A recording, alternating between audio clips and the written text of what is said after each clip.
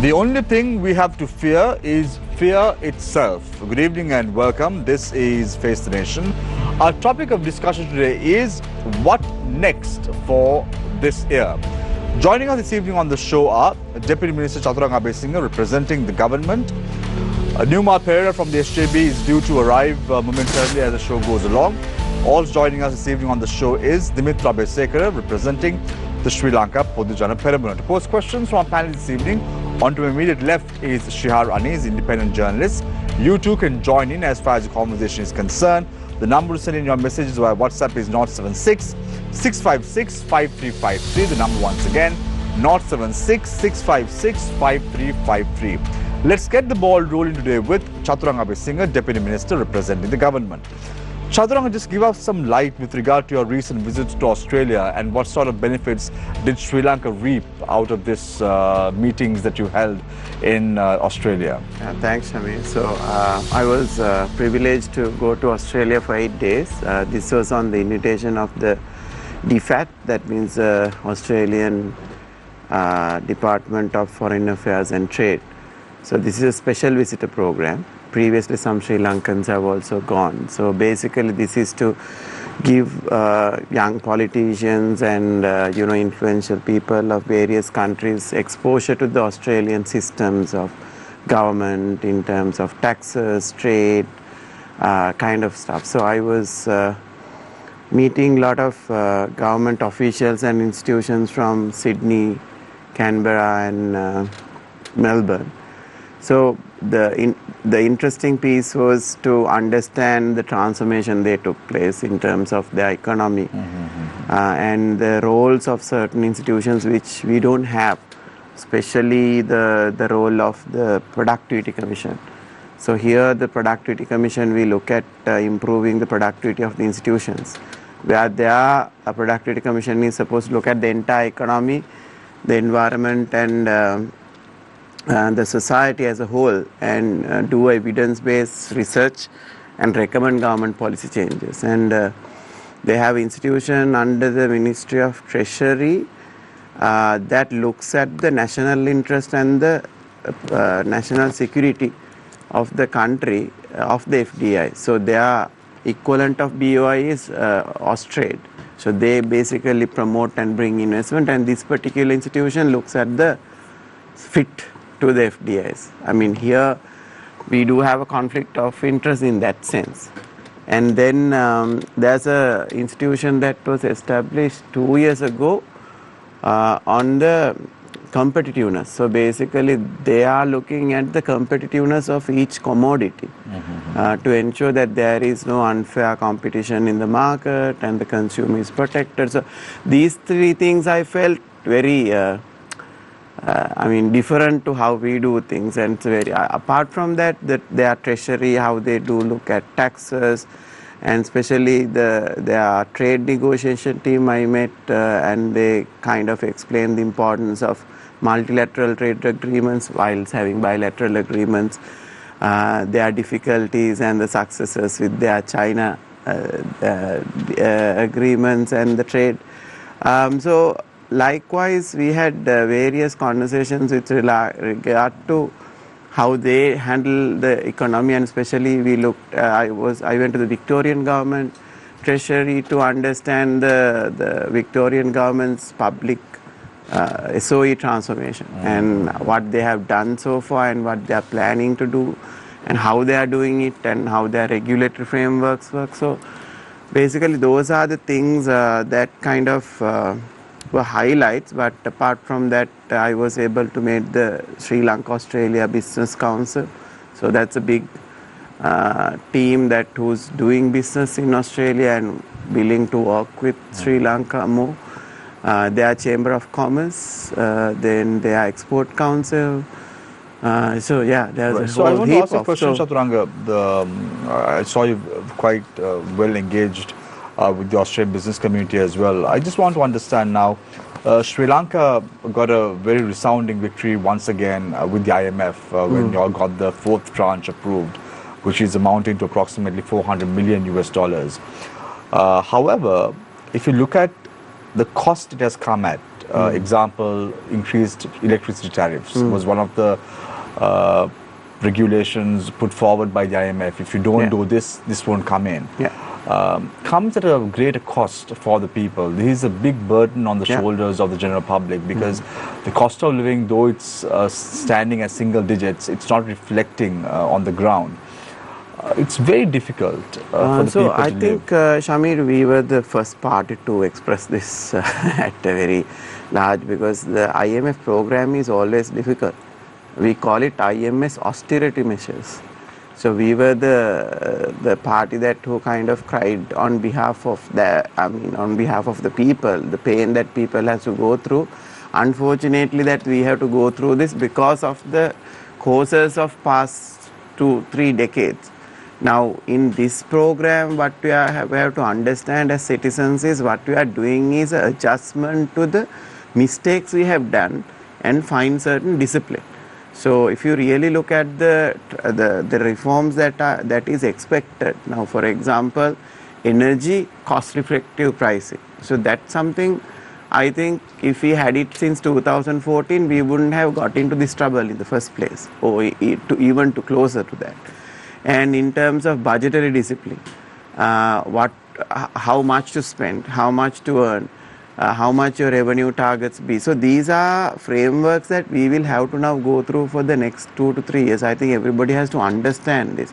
It's not with the willingness or the liking of the government to do certain changes. Now, for example, a treasury can take a hit because we are getting a certain amount of savings plus what you call from our SOEs than what we expected. But still, we can't derail from the agreements we have made.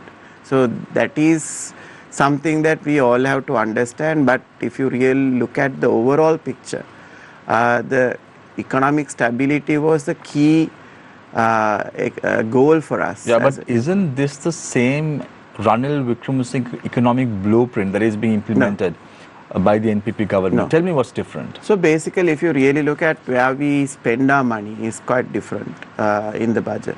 What was Ranil's budget in 2024 or 2015 to 2016, how the expenditures were allocated, where did the expenditures were allocated. Now, for example, our allocation of expenditure to East and North and Central province, our allocation of expenditure to digital transformation to 30 billion, our allocation of money to SMEs and enterprises or like entrepreneurship. So these are areas which they were not prioritizing previously. So 1.3 trillion rupees is capital expenditure stuck. Yeah, so it's not stuck as such, because this is the first time the government for the last few years spending close to 5 billion, which is 1.3 trillion on its capital expenditure. So the reason that is we won't see the progress is that the budget got approved in April. So like first quarter was gone. So for example, even for Kotte, we have a budget of about 73 million to spend. But that got approved. Basically, you have to, after the budget is approved, you have to submit the projects. And this project has to go to the finance and get approval. All that came in early June. So this impacted our local election also. So it's quite a challenge, I agree. But I think more than 75% we should be able to kind of get through this year. And it's a good, it will be a good cash inflow to the entire economy. So, I mean, of course, if we can spend the 1.3 million, that's amazing. Right. But it was a limitation due to the process, nothing due to like a error or a delay that is caused by inefficiencies. But the good thing is the projects are very well defined, and we hope that it will get done. Now the moving, I think 400 billion has been kind of spent now, but rest of the things is a question. Right. Because you spoke about SOEs, and you said that you had extensive discussions in this front with the Australian business representatives and also state sector officials. What is the position of the NPP with regard to SOEs? Because if you look at the Australian government context, Chathuranga, there are only a handful of state-owned enterprises, and those revolve around Air Services Australia, Australian Broadcasting Corporation, Australian Government Solicitor, Clean Energy Finance Corporation, Future Fund, Reserve Bank of Australia, Screen Australia, and Special Broadcasting Services. These are the only state-owned enterprises that is handled by the government in Australia, which is quite a handful. If you look at the past, they had the Telecommunication Regulatory Authority coming under the Australian government as well. This was given away to the private sector to handle in 1970s. Then we saw the manner in which how the Howard government gave away the State Electricity Commission of Australia to a private sector as well. Why isn't it the SOE restructuring on the agenda of the NPP government even now? Because our economic policies are different. So we don't necessarily believe that state has to step out of the market as being prescribed or described. And even in New Zealand and Australia, even in Singapore, the state ownership is very clear. So in terms of they reformed over a period of time as the economy grew, but not at a time when the economy was very weak and the private sector or the consumer authorities or the legal structures were very weak. But there was a plan rolled out by the Ranil Wickremesinghe administration to privatize the Ceylon Electricity Board, but that was completely stopped by your government as well. That is our policy. So we won't privatize the energy generation. We can privatize the distribution and collection and all that. So especially because that going forward, most of the energy generation, Shamir, will come from the private sector. No, we don't have capital. Basically, now our mix, now we have thermal, we have hydro, we have a small amount of renewable. So going forward, the mix is going to change to more renewable, less thermal and hydro. So in that, going forward, the most of the energy generation will be done by the private sector. So there will be a proper balance as we go forward. But if we let go of what we have today from the government side, which is a thermal piece, the hydro piece, the balance will go to the private sector. So which is not our policy. So basically we are clear on the SOE. But don't you think like in countries like Australia, people can decide which grid they want to connect to. If it's competitive, they go for it. If it's expensive, they don't go for it. So it's a month-on-month basis that they decide. This is the same system even in the United Kingdom. It's different, right? So if you take the Europe, where the renewable energy is very high, the European countries still hold on to energy, and it depends. So certain countries' legal structures and the consumer strength and the consumer buying powers are very different. So I don't think we can compare apple to apple, right? So what I'm trying to say is, number one, economic policies are different. Number two, we are doing it in a conscious manner. Only few sectors which we will hold on to. Everything else we will go for public-private too. We will divest. Already we are working on amalgamating 112 SOEs, which under my ministry also it's happening. Right. So I think going forward, it's as the economy transform into a strong economy, the legal processes are becoming strong, consumer authorities are getting stronger, the competition authorities are getting stronger. I think at the end of the day, even the Australian experience which they gave me, they set the price. There is no play there. They have to ensure that there is no super profits made out of essential services. I think with that strong governance, obviously it doesn't matter who owns the one final question, Chathuranga, before I move to Neomal, who is now saddled with the mic and all that. Thank you very much, Neomal, for joining us even a little bit late. So Chathuranga, just one final question now.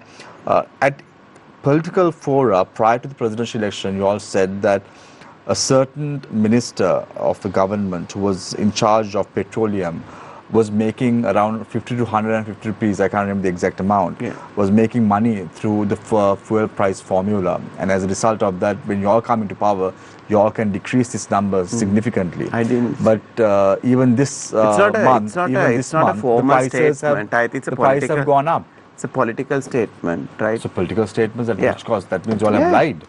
I mean, some would have used certain words and certain terms to prescribe situations. Now, for example, The corruption. So no one is making that money now. Is the same minister who's making that money? No, even I now? don't think so. Because you all said that until August you all have fuel reserves, and up until December you all have signed the agreements. So does that mean that the former minister is making money still? No, nobody is making money out of fuel anymore. So what is the, if that's the case, what is the fuel price formula? The fuel price formula is very clear. Fuel price formula is there are two types of fuel we purchase. One is that we purchase on long-term contracts, which comes like 6 months. You agree to it. There are fuel that we bring on month. So both the last month's average price, the market price, is what's taken into the formula. So this is the formula that's been agreed. And so when every reflection is a month's lag. So if this month prices are coming down, basically it will reflect in the next month. And the way we are seeing the possibility of reduction is that we move more out of the spot, more into the long-term contracts. And I think the best solution that's going to come is where we go to a G2G purchasing. So I just want to clarify again. You said there is a month's lag. When the fuel prices have tumbled from $74 a barrel to 67, why isn't this reflecting on the prices of the Sri Lankan so that's what I'm saying. Context at the moment? So the last... It has to technically come down. It will come down next month. Not now? No. But you all have stocks until August. So the stock doesn't have anything to do with the... But you just said it's a month-on-month basis that you all take into account. So the formula is very transparent. Anybody can go and watch it. It's not that we manipulate it. No, but it's not there anywhere. What do you mean? Where is the formula? I think you can check it from the CPC. There is no hidden formula. No, but that formula is not being put out. I'll check and put it out tomorrow on my Facebook. Right. We're waiting for that, Chathuranga. Yeah. We're waiting for that. I'll hold you responsible. Yeah, because there's a very clear video done by the CPC chairman. Yeah, no, earlier it was. I remember the former petroleum minister sharing Excel sheet. He shares that Excel sheet. He actually tweets. Yes. So everybody knows how the price was fixed. Before, not anymore. Yeah, not anymore. Right. So I now move to Neomal. You're all okay? Give us a balance so we don't miss you out. Just how is everything going on? Good? Definitely not good. Not good, okay, right. So we'll start off with... Then last time. Okay, right. So Neomal Perera, representing the SJB, he was also a former deputy minister. Neomal, what is your take with regard to how things are moving and panning out in Sri Lanka at the moment? Because if you look at the amount of corruption that the bureaucrats have been involved in, almost everyone is in jail. Everyone. Tell me one person who is not in jail anymore. You see, the former Minister of Health is in jail. The Sri Lankan Airlines former chairman is in jail. I can name then Harshiluk Pitia from the immigration passport. He's also in jail. It's good that the NPP government is in power, no? Or else we won't know what's going to happen to the country. No, definitely that aspect I give credit to this present government. At least not only the ministers, the officials also, irrespective of who, their checks and balances are taking place. Checks and balances, but that is a good side of it. But that is not the people expected that definitely to stop corruption and apprehend people who brought this economy down. But you're happy that the NPP government is acting on the promise that they've appointed with regard to the mandate in terms of holding people responsible for corruption. I feel good, but the results must be there soon. These have been happening for such a long time. Files have been there in the president's vehicle. He had been heading the anti-corruption from 2015. So definitely there should be enough lawyers to file the cases and implement and apprehend and so on and so forth. Otherwise, some people will die and they will vanish. I was told that so many government officers have already vanished. So it is not only the members of parliament or the ministers or provincial council, chief ministers or governors who have only stolen.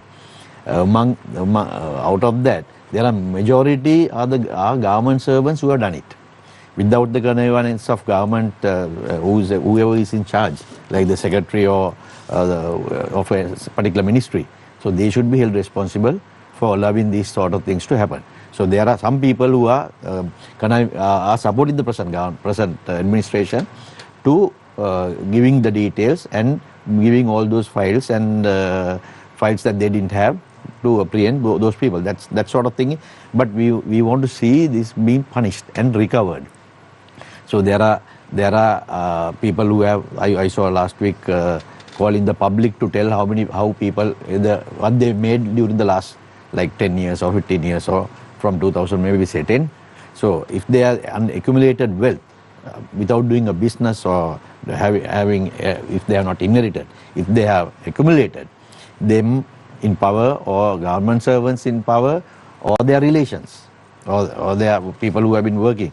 So if those things are highlighted, government too should take responsibility and confiscate those just like what they are doing for drug peddlers or drug dealers, confiscating of. But they're doing that right now. As a $4 billion? Drug dealers have been happening even before, even now it's happening. But for the government officials, it has been charged. They are still pending. Cases are still going on. They have not been collected and brought to the coffers of the government treasury. I just want to understand, Neomal, if you all were in government, yeah, how would you all have dealt with all these problems? Definitely there was no other way out. In the sense, when Sajith, our leader, my leader, our party leader, he would have had no choice but to do exactly what or better than what NPP would have done if they want to come to power and retain power and then go on. Because the amount of corruption that has taken place in this government, even during the last 2 years of before the present president, a lot of corruption was taking place. The health minister corruption took place during that time as well. So irrespective of who brought them and charged them or complained about them is immaterial. We have to give the credit to the present government for at least bringing them and highlighting them and charging them. So that credit we give. No, because if you look at it, Neomal, the Colombo Municipal Council, yeah, you all had 61 people saying, let's go for a vote in person. Yeah. And then when it went for a secret ballot, you all lost the that is a badly managed that issue. Now I had my Wattala Mabole local government coming for the vote, and I mean they asked for a vote and they got the vote. So it is the management of that 61 people. Yeah, 61 people is something that if you look that at I it, also agree that it should have happened. So, if you had the 61, you would have made sure that they vote or go out. So, but if you look at it, it's one of the SJB members who wanted a secret ballot. Yeah, there is. I have found out from the newspapers, media that. No, it's not in the newspaper. It was live. You didn't watch the live? No, I didn't watch it live. But I saw it in the SJB. newspapers, but I didn't see anybody taking responsibility for it. But I think being SJB, we are responsible for what has happened. It's not a division between two members of parliament in Colombo, right? I don't know what happened behind the situation for them to take such a decision, but definitely indiscipline. Indiscipline of these two members of parliament. The whole team, whoever voted against. So how can when you all can't even manage a party, how can you all manage a country? It is to do with there are other people who are involved in this. No, with the 61 is not only our SJB people. But it was an SJB MP who wanted a secret ballot. Yeah, so it was. If you want, I will tell you the name. It was someone called Mr. Roy. So whatever it is, you probably didn't see it. I'm telling you this. Yeah, so it is. We have to take disciplinary action. That I saw NPP also taking disciplinary action against them. SLPP also taking disciplinary action against people who agreed and didn't do what they agreed. These things happen. But technically, when you look at it, it seems that 3 members of the SJB only has voted in favor of the NPP mayoral candidate in Colombo. If these things happen, and it has happened before, and it will happen in the future, it's up to the party to take disciplinary action. But Neomal, my question is, you all can't even manage a party which has less than 50 members in parliament. How can you all manage a country which has 22 million people? No, once you take control of the situation, then you can. But here, I told you that the situation has not been taken under control. So Right. this is why this sort of thing happen. And also when you're in the opposition, also it happens. Now see, NPP also, they also have taken disciplinary action against being in power, having 2/3 in power. That has nothing to do with these individual people, what they do. So for that moment, they come and decide what to do. So you have such people, who people vote and send. So we have to work with them. There's no other choice. Just a correction, at where we have taken I disciplinary. saw in the newspaper that you all have taken You disciplinary have to action quote against it, Neomal, because against not that- only your party but many all the other even NPP SLPP, hasn't done UNP. anything. None of our members had any disciplinary action during this. I just want to correct it. Right, okay. Thanks, Rima. So I now switch to attorney at law, Dimitra Abeysekara from the Sri Lanka Pojana Peramuna. Dimitra, when you look at the corruption that is going on and the individuals who are behind bars, if you really closely look at it, all these individuals were in government between 2005 and 2015. Who was the president at that time? Mahinda Rajapaksa. Who was the party in power? The Sri Lanka Pojana Peramuna. Why is it that so much of corruption is coming out now between 2005 and 2015 and 2019 and 2022? Shami, that's a loaded question, but a very good question. I would think that the system, as a lawyer, I have always believed in the system of justice. Justice may be slow, but it is always sure. And I don't think you can directly point a finger at the entire framework when you say that, they have been affiliated. But latter points, their affiliations have been criticized, they have been questioned by the very same administration that they were part of. And nobody has ever said that the crimes they have, committed should be, overlooked. And if you look at it, most of these convictions, like you raised both while we were live and behind the scenes, the fact is that most of these investigations commenced before the incumbent government. Most of these files were concluded before the incumbent government. So almost all of these cases have existed prior to the election or appointment of this government. No actions were taken. No, actions take time. Now, if you look at it, Now we are in the lucky time. some cases No, I that think have, you- no, power in the Shamir, lucky some time. cases that have been forgotten from the 90s, we see the decisions and orders and judgments being delivered now in the High Now, I Court, can the give you Court of one Appeal and the example Supreme now. Court. Indictments were issued against Judicial Rajapaksa and one of their relatives, Daisy Forrest. Today it was handed over. Yes. So it was handed over when this government was in power. The handover, are you meaning to say that the government, the political framework, was responsible for handing out those indictments? I don't know. You tell me. No, these investigations commenced during the Yahapalana government.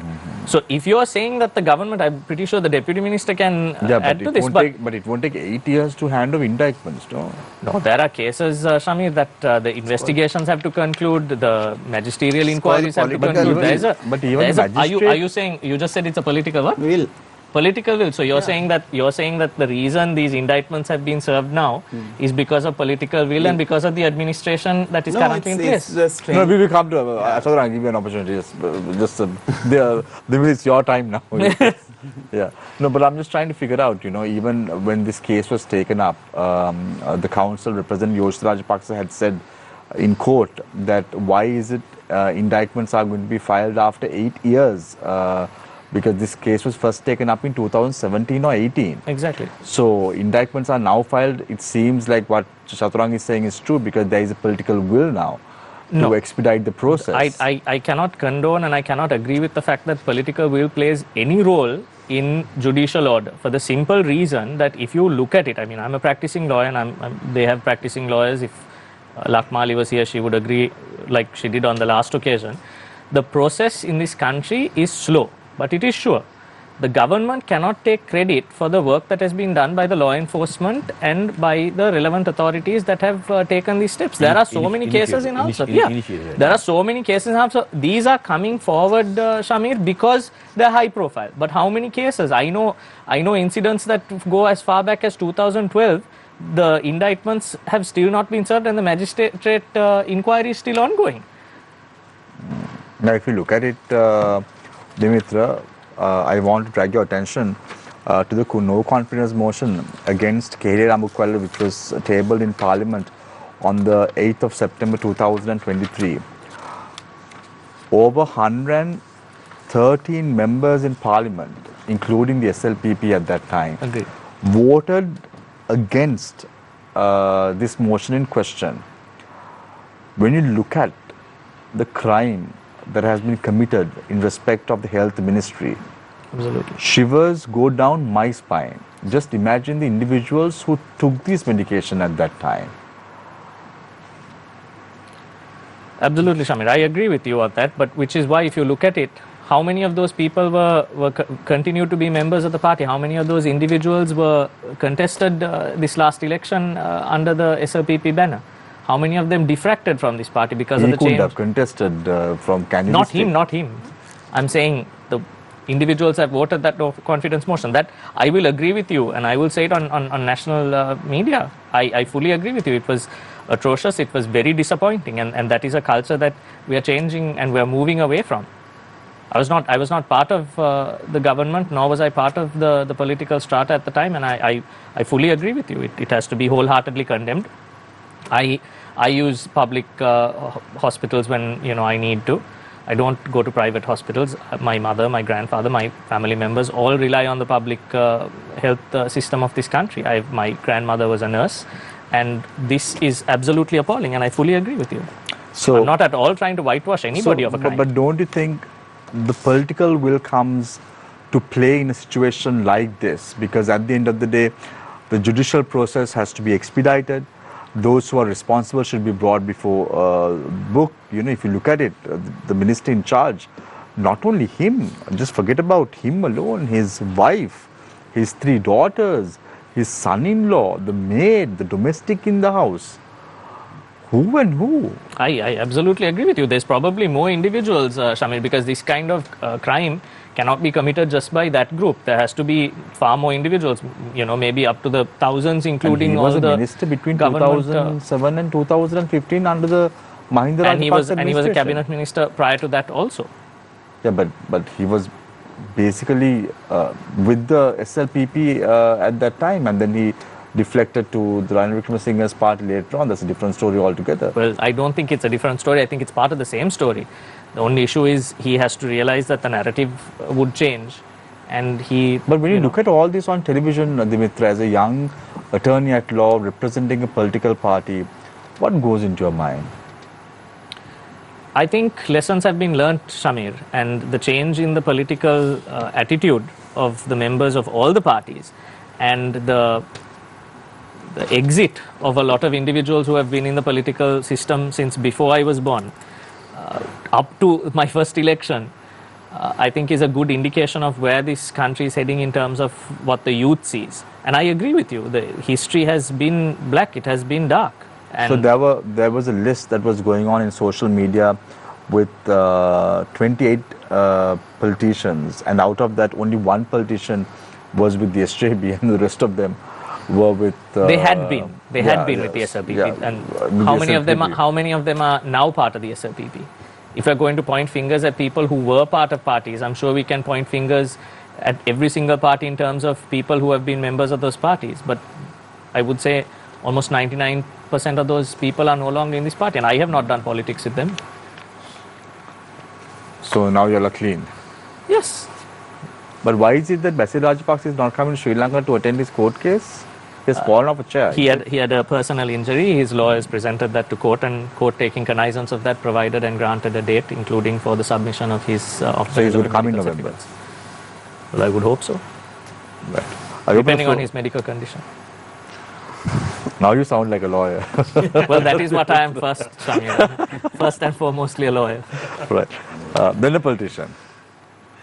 then a voice for the people. Right, okay. Then a politician. We'll see about that. Right. Shamir, just So, before yeah, you move on, yeah. just to Very quickly quickly, add yes, for the yeah. general public's and also for the deputy ministers, the fuel formula is based on the landed cost as well as the accrued and additional costs. And the formula is V1, V2 plus V3, V4, which is the landed cost plus processing cost, administration cost and taxation. The policy rationale behind it is to ensure that there is no additional profit for the state. And that is the this policy. was 6 months ago. The government has not officially announced it after they came into power. No, As but to they what have the not formula changed they're it. This using is the same formula that they so But far Chathuranga said criticized. that tomorrow he's going to... Yeah, unless there's been a not change. this I'm saying that the basic formula has been this. Yeah, because And if that's the case, the prices will come down. no, because, it has to come down because actually the CPC, this is something they need to address. The CPC was profit making until the first quarter of 2024. It made 20.7 billion and then it dropped by 20%. And their own minister said we have reserves for the next 2 months, like you said. But how that is going to be, the benefit of that and how that's going to come to the public has not been put forward. On the same lines, we had several guests on our show just a couple of weeks ago as well. We were talking about the electricity tariff, and they were trying to say that the government is trying to palm off the profits made at the CPC also to the treasury. And that is why the prices are always on a certain high. What do you have to say about that? I think so. I think But what now Dimitra is saying is 22.7 billion. So it seems like 20.7 billion. So it seems like they want that additional buffer in terms of profits for the SOEs that are running in the country. Not necessarily. I think with the CEB, what happened was there was 120 billion profit which was due to bad forecasting in last year, and then Profit or loss? profit. Bad forecasting. In the sense like because they forecasted the rain down and they charged the people more. So at the end of the year there was 120 odd billion profit, and in that they used 70 billion of that to repay one of their debts. And so why can't they use that as a cushion and give some relief to the public? So that's what. So that is what 40 billion was given back. That is why drastically the prices came down. That is the recommendation of the Public Utilities Commission. So now what they are doing is again forecasting 6 months. There is no reason that, I mean, we have not budgeted in anything to taken into the treasury. So I don't think that's happening. But as Shamir said, transparency is very important, and both these institutions are large institutions which can't hide their books, and there's a Public Utility Commission as well looking into those things. So I would see that, let's not speculate, but let the CPC and CEB share their But the Treasury has accepted that the CPC was able to settle the debts to the BOC and the National Savings Bank. So how you can say the Treasury did not accept it up to now is a bit contradictory to what the CEB in itself has said. The thing in is terms this: of settling somebody their has to pay the debt. No, so the debt is also part of the cash flow. So I just want to add something. I just want to add something to this because we spoke about it earlier. Rex Clementine, who was a sports journalist from the island, at one point has told on his social media page, a lot of good things are said about Minister Gami Lukuge, who passed away this week.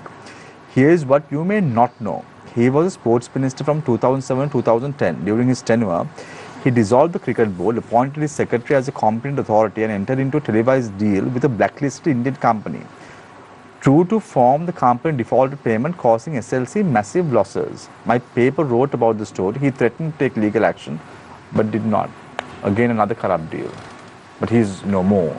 I think it's in bad form to no, but extent, Shamir. Yeah, but even this is the corruption that we're talking about. No, these are allegations of corruption. Yeah. So unless an allegation is proved, we can't really call it. You can't call it. It's not black or white. So policy reasonings behind decisions should be raised. I agree. Now, in 2012, the Greek bond issue, for that matter, which is being brought to the limelight once again. It's a big issue, and now indictments are being filed against Ajit Nivad Cabral after 13 years. At least now we will know what happened to that money and why was money invested on a bond that was failing at that time. The country, well, Yeah, on a bankrupt country. High return. High risk, high return. No, Samir, I agree, but Yeah. these are facts we have to consider from a macro perspective, right? You have to look at what the reasoning and the rationale was behind it, what the actual historical basis was. Now, for example, one of the prime examples I'll give you is the presidential pardon. Now it's coming out that this has been going on in the backworks for a long time. Had this not happened during the incumbent government, and had one of these detections taken place prior to this government being elected, they would have pinned that also straight on the political strata and not the bureaucracy of this country. So you have to understand the political framework, and I think the Deputy Minister, in his experience of 6 months, should be able to identify there is only so far that the political framework can take it without the bureaucrats. Chathuranga, I want to ask this question because now you'll have the government has been doing really well on the anti-corruption move, right? We have seen arrest of former ministers, we have seen arrest of bureaucrats, former bureaucrats, and some of the current government officials, and then indictments are served on several cases. Now, when will the public see the benefits of this anti-corruption move? Because people should either their cost of living should come down, their earnings should go up, or their savings should go up. Yeah. One of these three things should happen if the corruption is reduced. When are they going to see that? So basically, if you really look at the reflection of corruption, so basically the treasury or the government fiscal policy is impacted mostly. That means the money that was supposed to spend on people has been misused in various forms that we have lost. So what you would see this year is that a huge level of expenditure reduction. There will be a surplus on some of the expenditures which was budgeted once. The other one is the reflection of these expenditures going into public. The reflection of the economic growth is what we are getting now. Now, for example, exports are growing. The manufacturing sector is growing at 9.7%. Infrastructures are changing. Now, if you really look at the things which has never happened, the technological transformation is taking place. All the 100 train stations are getting rebuilt. Then you will see 20 locations where the tourists commute. The public facilities are changing. So these are some of the places where the money is now coming to, which was never allocated. So I mean, if you really look at the same amount of money that earlier we had in a budget, like a 4 trillion, now we have 4 trillion. So people would see how this 4 trillion is coming to light. Now, in terms of whether the income is increasing and the goods are reducing and savings are increasing, I think this is a general idea that we can get from the people. But if we have to go into the statistics, now we need to see the poverty levels coming down. We need to see the national savings amounts are going. We are seeing a reflection now, the borrowings are going up. The private sector borrowings are going up. And the inflation is under control in terms of lesser than the target. Target is about 3.3% to 5%, but we are still at 1 to 2%, which is good for people, not good for the economy.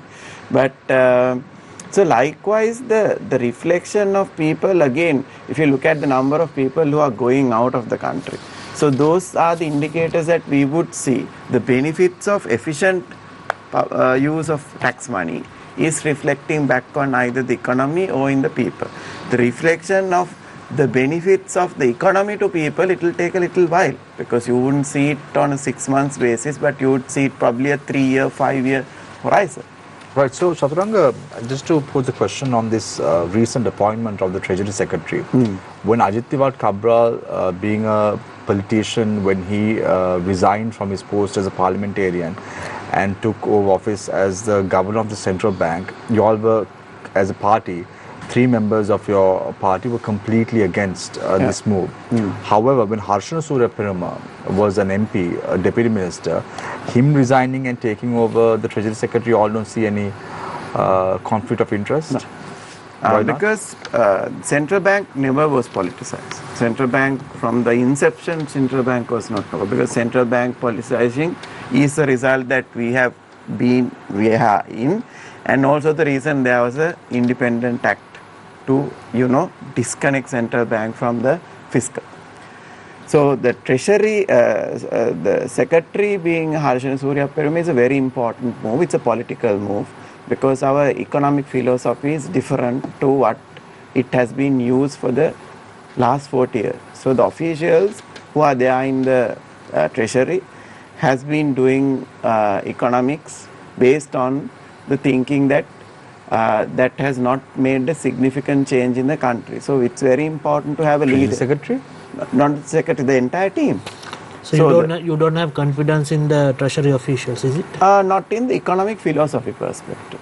So basically that is why we need a leader who has the same philosophy the government is having in the economics. Yeah, but this conflict of interest matter. It is not a conflict of interest. No, but it comes up not only in that position, Chathuranga. If you look at the president's advisor, he's from an audit firm. He's a partner of an audit firm, and he was a chairman of the Ceylon Chamber of Commerce, and then he's a president's advisor as well. Yeah, because he is competent to advise the president. But there is no conflict of interest. Why can't you ask him to resign from his post of the audit firm and then come and serve the president full time? So it's very difficult. If he's so passionate about serving the president of the country. I don't think people are there. We will find people who would like to join NPP or JVP, right? Would you join? I don't think. Right? People who are passionate about the country doesn't necessarily have to give up everything that they do and join JVP or NPP. So, but at the same time, we need right skill, trusted skill to. No, but as Dr. Harshana Silva said, if this president's advisor was selling juice on a pavement, it would have been different. But he's a partner of an audit firm. Yeah, so he's heading an audit firm. He is privy to information that no other audit firm individuals last time I'm here also. Open. So I'm not going to explain further. So this is something that we as a party decided whom our advisors to be and for what. And the decision, advisors doesn't take decisions. The cabinet take decisions. So to date, if today also we had the cabinet and yesterday there was 8 or 9 decisions, let's discuss that, Shami. So because all these advisors can tell us anything and everything, and because that is some knowledge areas that we lack. I think Andhra Kumar Disana and either Chathuranga Abeysinghe knows everything about the subject. So we need people to come and advise us. For example, Hans Vijayasuriya's appointment is not looked at as a conflict of interest because he stepped down he was willing. from his post. He came so down not Sri Lanka and now serving the president in his capacity as someone who's driving the digitized economy of your party. So then I think that's the thing. So he has been given a specific task and accountability. Advisors are basically, they come and advise to us so that we make decisions, smarter decisions. So that is why even in the Ministry of Industries, next week I'm appointing 3. But I didn't ask them to resign from where they are, because that knowledge is very important to drive this country home. So let's look at the cabinet decisions. Does the decisions that we take in the cabinet serves a one particular party against another? I can give you a lot of examples now. Cabinet decisions? No, not cabinet decisions, about conflict of interest, because there was a private company that was bidding to buy Sri Lankan Airlines, and one of the directors in that board is the chairman of Sri Lankan Airlines. So, I mean, now he is not serving as a board member, no? He has resigned. I sure. Yeah, he has resigned. So what I'm trying to say, Shamir, is this: we had to run a country from where it is to where we want. So we had to rely on the people whom we trust and who has worked with us. So we have given them responsibility. As a government, we are accountable for everything and anything that happens in the country. So even in that, what do you call this, the huge discussion about the case of containers, right? If there's something has happened, we will be accountable. This is a party. I've already, Bimal Ratnaik has said that the officials who are responsible will be. Of course, what I'm trying to say is likewise, whoever is, whether it's a politician, whether it's an advisor, whether it's a government official, right? whoever works with this government, we will be accountable and we will But be held Chathuranga, accountable. even on that respect, I'm Yeah. trying to figure out how did the officials release 323 containers without the knowledge of the minister or the finance So it minister? doesn't basically happen like that, no, Shamir. Ministers don't go and check this. But is there has to okay. be a signature of someone, right? No, Just ministers trace- don't sign. These are administrative powers that's been given. So basically, there is a protocol that certain. But you all accept that the mistake has been committed, right? But You now all the report accept. says so. I mean, now we have to So admit. in that report also says Bimal is directly involved in that. I don't know. I Yeah, didn't see. this, in the parliament, Mujibur Rahman was reading that. So that report. Mujibur Rahman. No, he was reading that, right? In the same report. No, in that report, Mujibur Rahman, I was there in the parliament. He didn't mention about the minister. He said he made a statement that minister would have been would have been. I don't think anything there is about the minister because these are administrative powers vested on certain officials and a committee. Yeah, but Chathuranga, why did it take such a long time to understand that there was a mistake that happened? Because we at the time it was brought in, it was revealed. President can do as he's the head of the customs. No, I mean if you take As the Minister of hierarchy. Finance, yes. Yeah, so then he appointed a committee. So the report came in June 15th. Now today we are on the July 1st. So we will take actions against what I'm trying to say is. But these are not going to put under the carpet like. No, I the mean Ranil how Wickremesinghe many government commission appoints reports? How committees, many right? commission reports have you tabled here? No, nothing has happened. That's That's what what I'm I'm trying asking. to say. That's what I was saying. Political will. I will resign. Handun will resign. Bimal will resign if we have instructed something against the will or the authority of the government. I can tell you today, 6 months in the office, neither my minister have myself has given any instruction beyond the No, but the authorities. problem is, Chaturanga, we are not seeing that in Ghana. Example, the former speakers matter. Now, if he even walked to Japan and came, he would have made it to Sri Lanka by now. Right, you can pick that example. Now we are talking. Dimitra, he would have come to Sri Lanka by now. So, so I mean, Did he resign? so he resigned, and the party has made a very conscious call that he resigns, and he has resigned from the post. It is a very prestigious post one would have held, right? In political context, I mean, for someone to be speaker, when you say He's speaker. a citizen of the country. right, so equals then to being a normal so member of there parliament. is a damage that has happened to his entire career. So so that's how it's going to be. Who's going to be the replacement for Harsha Suryapanima? That we haven't decided yet. But I heard that there's stories in the grapevine saying your general secretary has been looked at as a Who's possible General Secretary? the JVP. Tilwinzila? Yeah. No, he has lot of work to do now because everybody is in parliament. Yeah, but they say that he is only running the show, not the parliamentarians and the government. Is that Who's what you're trying to saying? say? Huh? No, you said he has a No, lot of work. he is lot of work to run the party because the party has to run. Party, okay. That is how all He's not running the government, no? Yamal, now if you see here, there are a lot of questions, asked from the government, right? Why isn't being done by the opposition? No, we are the people who ask in the question. That's why at least this is happening. Now look at Parate action. Now, according to the statistics, 120 companies are been taken action every day closing up. There are thousands. Now, if you look at why they went to why the situation arose, one was Easter Sunday attack. Then due to that COVID, after that COVID, then mismanagement, things like that was taking place for the. So why can't we resurrect them first? I mean, I know Chathuranga has spoken No, my in question various is, forums, he's trying to is- do his best, but No, my question is, see, you have more than 50 parliament members, right? yeah. When Because of when the- NPP had only 3 members, the aggressive, opposition they made, the way they opposed things and the way they explained the people was far better than what you all do now. No, if we also go and tell that when we come, we'll reduce the electricity bill to by 1/3, petrol to 100, then people also will open their eyes and come behind us. But we can't tell that. No. No, I think Neomal, the question no, is very no, clear. see, It is on the so parliament, we never done that. Of It was in the course, of course election. it is. No, parliament. So there you go, it was No, during the it's in election. parliament. That means you all have You lied. all have lied. No, what I'm trying to say is this, I am this taking responsibility. particular thing, 1/3. I am also saying 1/3. No, in parliament. When Parliament. when the renewable energy Accusations comes were into made. play, we can bring it to 1/3. That's what we are also saying. Within 3 months this will be done, law and order will be done. So when you say things like that, people will come behind us. We don't want to lie to the people. So we also saw a lot of street protest during that by time. misleading them, you can bring the people to the power. No?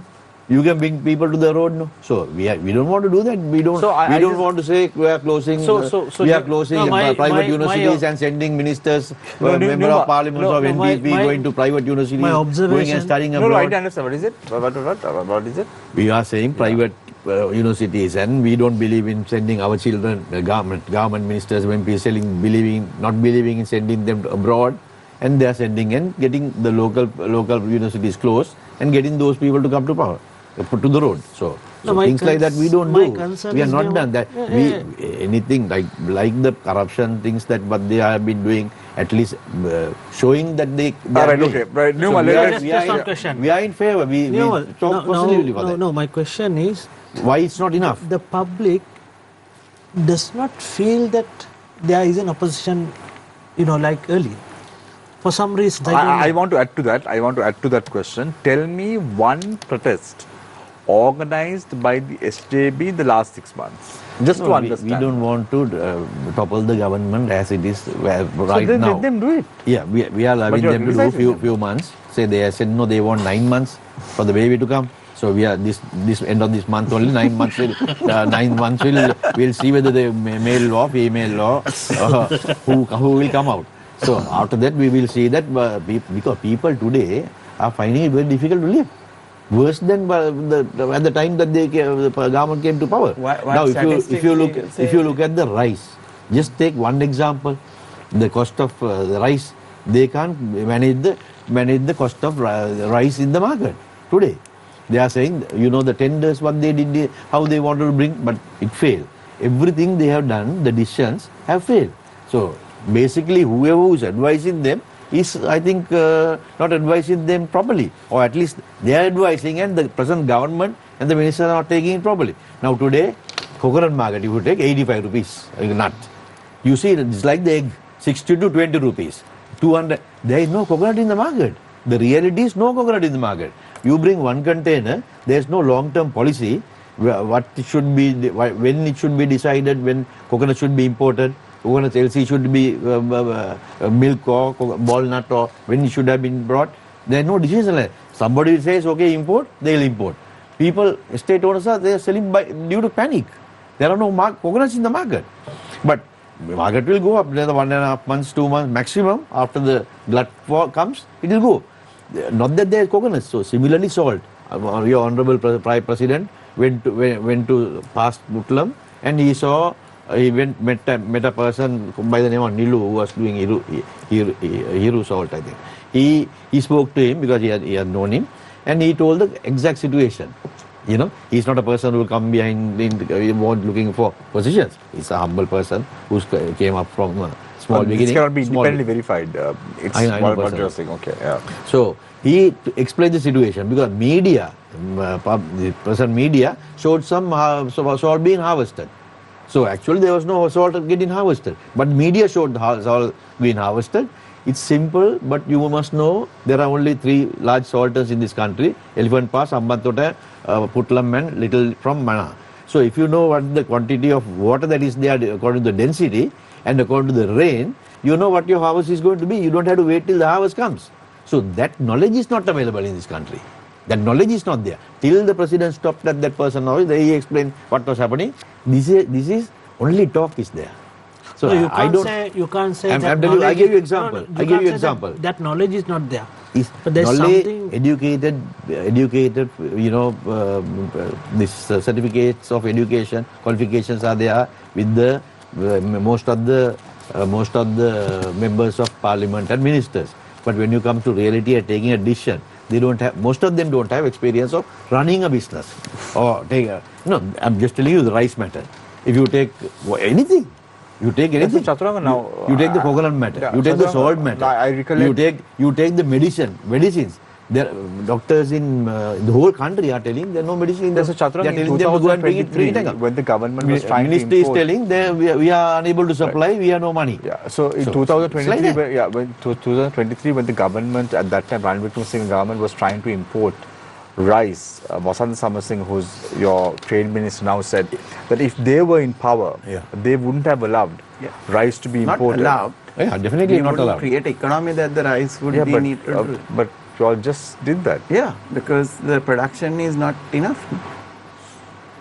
So So statements alone won't make. So this is what I'm So this is what I'm statements saying. won't that alone. is why This is Neomal what I'm is trying to saying. say. No, Neomal is trying to say we didn't take decisions at the right time to import. That's what he's saying. Yeah, because there are no statistics. No. They are not going based on So statistics. then the ministers can't make statistics to Neomal. Then the officials should have the right statistics. That is the problem of the exactly. country. No, So no. it will take us All time this- to all get the this- databases right and all that. I mean, Samir, Ministry of all this Industries, time there was no shortage- Ministry of Industries shortage doesn't of have rice. the data of the industries in the country. So we are collecting now. So it will all take this time there was no shortage of rice in this country, no. Salt in this country, no. Coconut price going to 300 rupees and coming down to 85 rupees now. I mean, we didn't have this sort of thing, no. The same officials are people who are running this place, no. So basically, they are not taking, officials are there, Yeah, so information is there. I remember they are not the implementing president it properly. saying when he is appointed, he will use a strike of a pen Yeah, exactly. to stop the rice mafia in the country. Even now, the rice mafia is very prominent. I saw recently at the railway event that was held at the President's Secretariat, these rice mafia owners were also present. And you all were humbly asking the private sector to join hands with you all to uplift the railway sector in the country. And No, I this think the rice- person was also there. No, the rice mafia in the sense now. So if he's handling a mafia, why is he invited to event like that? No, in terms of the rice market, now we have put enough processors that there is no price manipulation, right? So when you say mafia, But even still, Kirisamba is very course, difficult. to find. manipulated. Today, Mary manipulated. Samba is not there. That's the thing. So that is why we are importing 40,000 metric tons of Kiwi How Samba. many cabinet papers were returned when No, they but originally wanted to my import? question is now, you all are saying that individuals are manipulating the rice mafia. How come that same individual is invited to a government event? No, that is not something, Samir, that we can categorically say this is the mafia, this is not the matter. It's very evident. It's very evident. It's a monopoly that is running the rice market in the Not country. exactly. They handle only about 30% of the market, right? What's really happening is there is storage, there is stocks that's been kept. That is why the government brought in the rule that whoever keeps stock, it has to be informed. Now this year it has started. Early we didn't had an idea of where the stocks are. There were people, especially who had cash, they went and bought paddy. So what happened was they held the paddy until the price is up. So now there is a streamlined process. We hope this, hope the trade ministry is very clear that this particular process of holding on to commodities will be. So now it's not happening. No, very rare it can happen because now the ministry knows where the stocks are. So nobody can keep the stocks until prices are changed. So now we are aware of that entire quantities. That is why it's easy for us to now decide on imports when it's required. I hope, from the Ministry of Industry's perspective, we hope the Trade Ministry has the control over this, and we will see it on the price fluctuations and the demand and So, supply. Dimitra, do you think they have control? No, I don't, Shamir, for the simple reason I have never seen a more divided government or party in Sri Lanka's history in terms of misinformation. Right? You have people saying all kinds of things. Now, the Deputy Minister threw great, beautiful figures, including, the figures of investments coming in from Australia and all of that. Just last week, the President announced that close to, I think, 4.6 billion in foreign direct investments have come into Sri Lanka. When on his X he had said no. Let me misinterpreting. Then basically Minister Hanunetti at one point said 650 million. I also said 650. Exactly, but the president in his Twitter post So, it's there. He it's has very said 4.6 billion. No, interest of a 4.6 billion is there. He has said FDIs in his post. He has said FDIs 4.6 billion. Interest. When actually only 80 million has come in from 11 new FDIs that have come in during that period. So the rest of it, How many are closed down? exactly, the rest of it has all come in negative. during the period of 2020, 2021, 2023, 2024, prior to the government. So what kind of misrepresentation is that? Then you have a member of parliament going and making one statement, then you have a cabinet minister justifying that. There's misinformation. Shall I correct it? No, I want to ask this also now. No, but let me respond to Dimitra's question, and then I'll give an opportunity.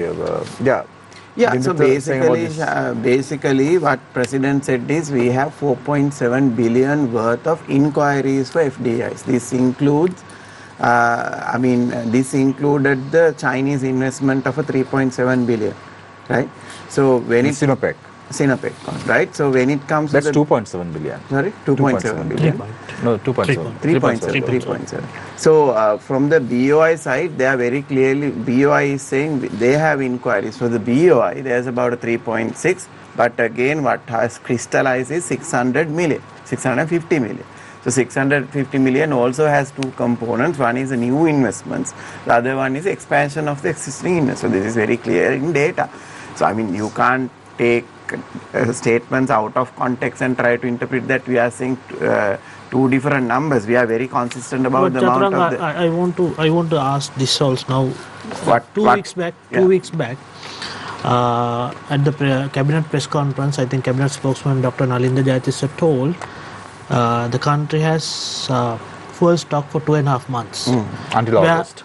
Whereas yesterday the CPC chairman was saying the interpretation was that 2 months mean the existing secured, right, and confirmed. And he clearly says Sri Lanka does not have the capacity to hold 2 month stocks. So stock as a definition, I'm pretty sure Nalinda said it in a simple say. That's the thing. I mean, the interpretation was given such as that we have the stock for 2.5 months, right?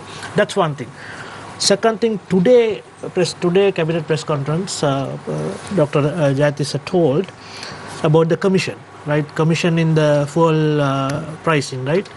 And he said though the people who got the commission were sent home by the people, we are basically kind of paying for the consequences. And you here say that there was no commission, nobody took commission. So there's kind of contradiction in what you all say, within the party. Why is that? No, I think this is the information flow gaps, right? So basically what I think as a general and what Nalinda directly asked from the CPC before the press conference, I think we should still stand by Nalinda Jayatissa's press conference, right?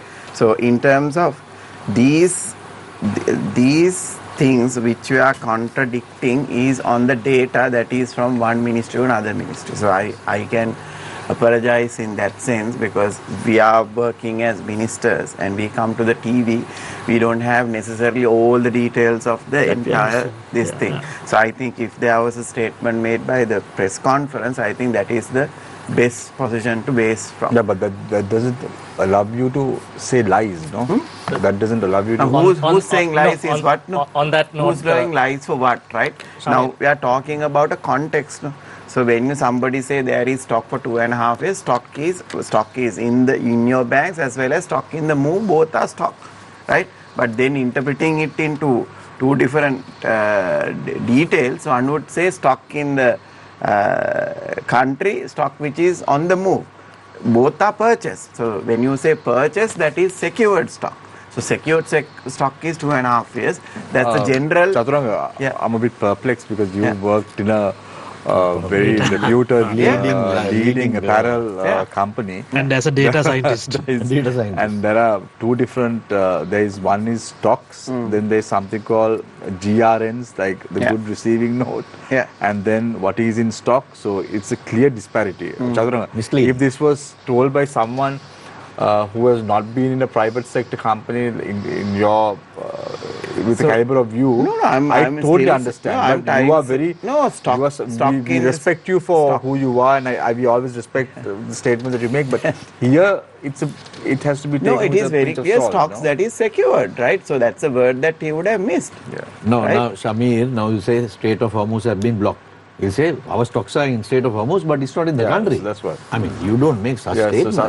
There's a big disparity. Big disparity. So do you agree, Chathuranga? Right. If it doesn't, if it is not around the country, at least No, if it's it is not in in the around, it's basically you if are it is not saying- even in the tanker, around Sri Lanka. No, there's a war going on in when Middle it East. passed the ex-mill and if it's on the move, it's very Depends where it's coming from. Depends where it's coming from. So you can go to the I just detail. have to say we've diverted from what I initially said with regard to the president's statement, and you said about saying lies.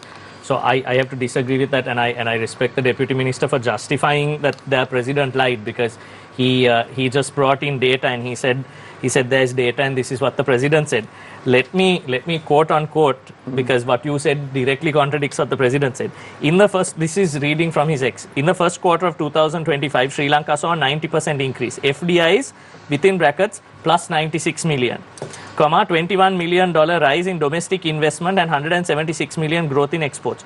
Total FDI this year stands at 4.6 billion. Not inquiries. He says total FDI this year stands at 4.67 billion, right? So which means and then 96 million, but the actual amount is 80 million.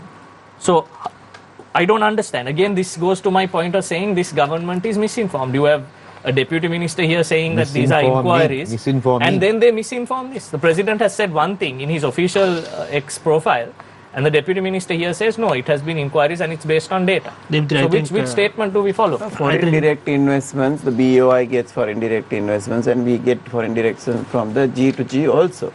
So the president basically told the entire pot. Yeah, but that's not what you said. You just said the inquiries have come. Then how do you justify Minister Anunethi, who's your cabinet minister, saying 650 So we all say 650 because but the president says 4.6 billion. So the president said the entire FDI. I think it's entire year, right? If you read it carefully, he says entire year, which has not tendered yet.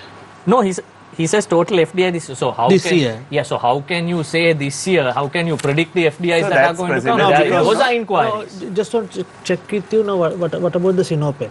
So is it actually going? There are some issues, right? There's issues.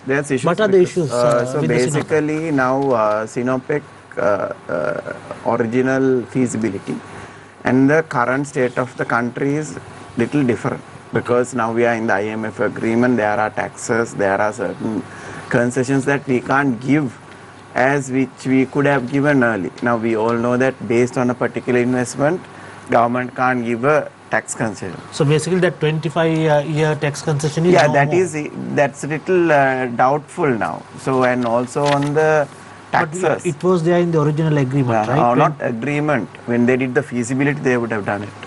So the most of the big investments got 25 years to 15 years if you really look at the history. So they would have done the calculations like that. So now within the IMF agreement we are not in a position to provide, but now we are bringing in Strategic Investment Act, so that gives a better framework for investments. I think so currently it's held at negotiations. So that's one thing, and the other thing, the Sinopec wants 20% of its output to the local market. Yeah. And government does not agree for that. Is that correct? So that's also a negotiation, because in general BOI terms you get a 20% to the local market, because the size of this investment, 20% means basically you don't necessarily need CPC to... Exactly, it's 80% of the local market, right? Yeah, that's what I say. So there is a negotiation on that as well.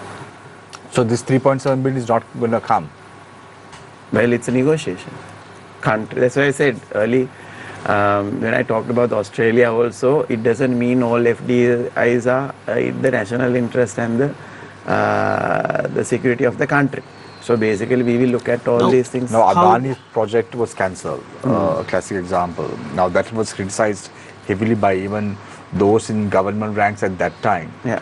But no one said anything about it after it got cancelled, because at the end of the day there was some betterment for the country. Yeah. But in terms of the Sinopec issue, this has not really come out as much as it should have come out. I think it's a G2G, so they can't discuss too much about it. Also, I want to ask now, under the previous oil minister, this was supposed to be $4.5 billion investment. How did it... So I think it's not a $4.5 billion investment, it's basically the investments around this. So basically what's going to happen is, if this particular investment comes in, there's a plan to have lubricants and other petroleum related investments, so that the entire potential is about a 4.5 billion.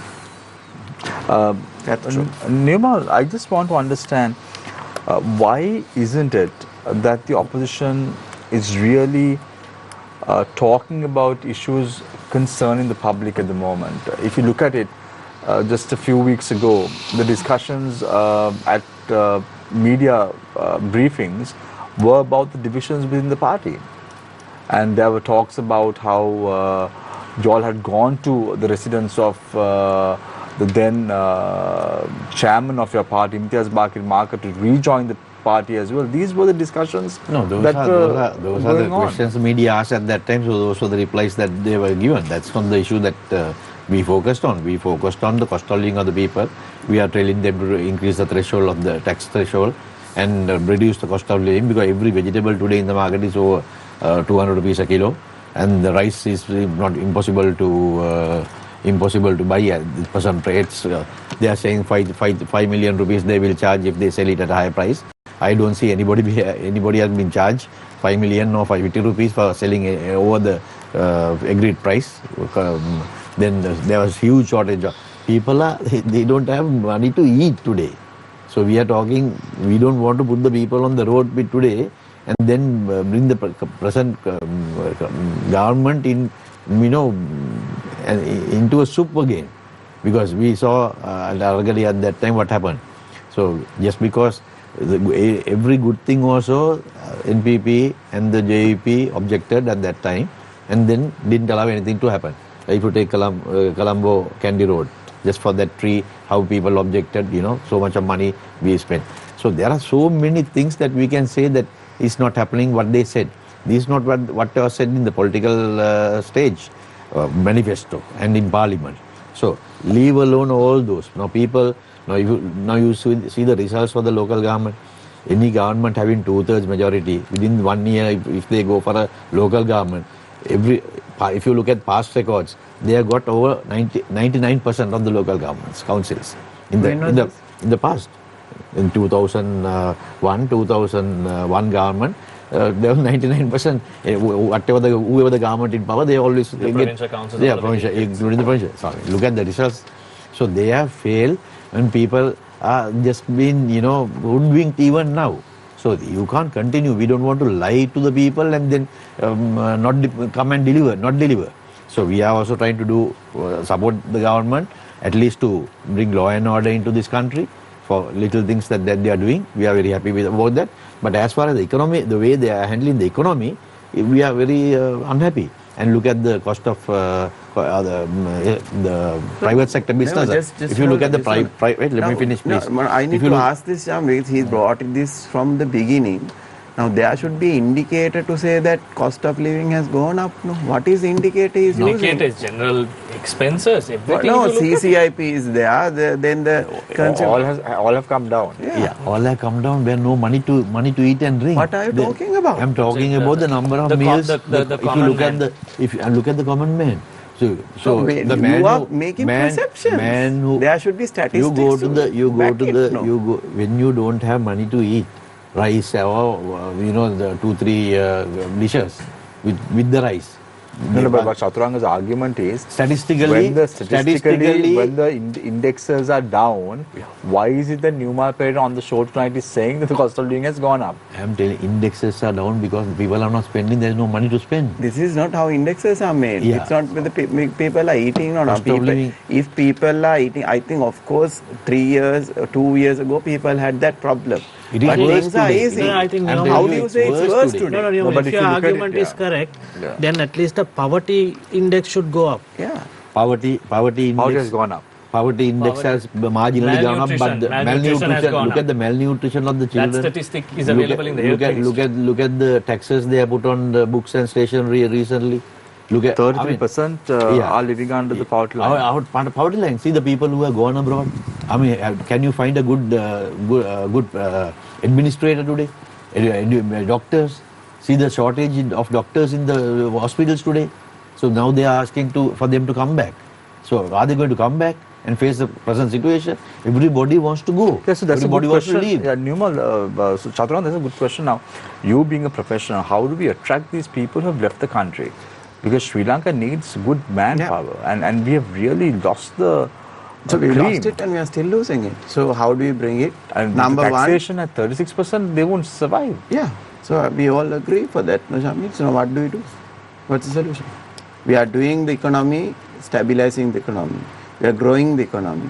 We are making the political culture different. We are making law and order. What would somebody else would do? Will not reduce this pay Give the tax people of to course. eat at a reasonable Next year? No, we have to now, Price. how the taxes will come down is that we are increasing the tax base now. So what's going to happen? Everybody will be paying taxes within next 2 years because we have a super law, I call it the super law. So super law is very clear. If somebody owns asset, you have to prove that that asset belongs to you.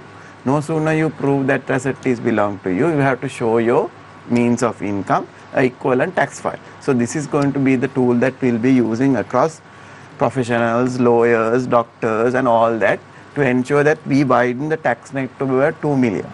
Right? Now we are having about 800,000 tax files. Right? So when that happens, the projected tax collection is going to go so high. Now the projected tax collection is not based on a larger tax net. It's based on you and me paying higher taxes, right? So when that happens, there's a possibility for us to bring down the tax rates down because the base widens.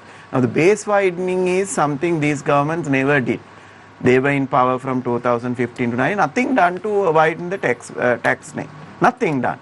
Harsha De Silva and experts and Ravi Karnanayakas. But if you look at it only during 2015-2009, at least the number of tax files at least opened up. No, opened up, Shamir, but it never solved the problem. Problem is with the technology and getting people So what on happened board. was from 2015-2019, the tax files which were around 100,000 increased to around 300,000. Yeah. However, in 2019, when Gotabaya Rajapaksa came into that's play, true. again What I'm trying to say is the fundamentals closed. of tax collection was not done. So now we are doing it. We are bringing in laws. We are mandating when you are buying a land to have a tin. Mandating when you are having, these are not done by these governments. When was this done? When did they introduce point of sale systems to VAT collection? They never did that. When did they went on the excise department and got the excise department's So, but tax this collection? SWAT for exporters is a big issue. SWAT is a tricky thing. SWAT is also removed because there's a fraud that is happening in there. There's a leakage that's been proven and shown by the IMF. So what we are trying to do is as soon as we somehow, we get the tax refunds done, Shamir, I can guarantee you the tax collection on VAT is going to go very high. Yeah, but in 2000, there are certain companies who have not even claimed it from 2011. So that's the process. How will you have to expedite this process within 45 No, days? it is a technology, no. It's not us, we are manually doing it, no. The technology has to work and it has to go on a trial basis and it will, President including the Minister has assured the exporters. I am also part of Ministry of Industry is supporting exporters. So we have assured them we will not go ahead with the existing plan if we are not able to return it within the stipulated days. 45 days for the maximum, but there are certain industries you will get it much faster also. So I think the reforms are difficult. The reforms are there to collect the taxes. So actually, if you take India, this is such a large country, developing as Sri Lanka, 21% tax collection, right? We are at the bottom of the pyramid, 15.9 by charging everybody highest tax rates.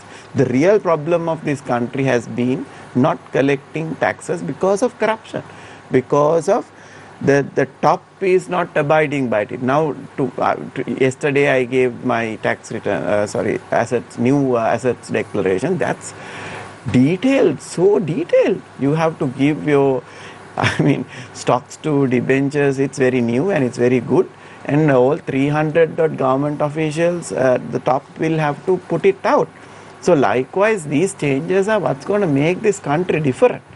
What I'm trying to say is, yes, there may be lapse in certain things, there may be lapse in difficulties in living, there will be difficulties in our consumption. This is the aftermath of calamity. But if you look at it, Chathuranga, the first time you all increased the electricity tariff significantly, 500,000 connections people lost. This was last year, Shankar, Yeah, not so this year. last 500,000. They're not connected even up to now. even up Means to now. more and more people are disconnected. No, there is they are unable to pay. There is no such data to say that there are people who are living in the dark, right? We also on the ground. No. Deshmukh They Tendulkar was living in the dark.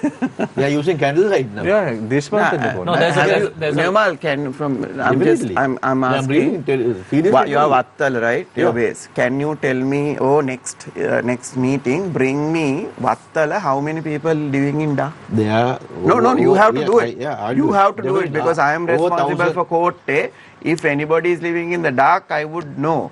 And we will do There are over various 1,000 people connections are dropped. That's right. You cut it, They are you living- connect it. That's No, how they- it happens. So they are unable to connect. They are Chaturanga, unable to pay. No, I mean, this You is a can't strong widen- you statement. can't widen the It's like tax the net- you people can't in widen this. the tax net by maliciously enforcing it. And then it has force- to be force and him then not now to eat. like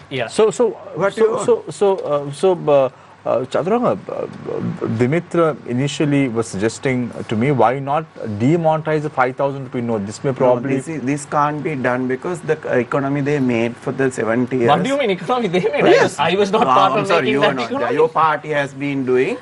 No, my Shami- party was the only party that actually demonetized under right. NM Perera's So period as 60 finance minister. 60% of our economy is informal economy. 60%. You demonetize the currency today, we will collapse by phase.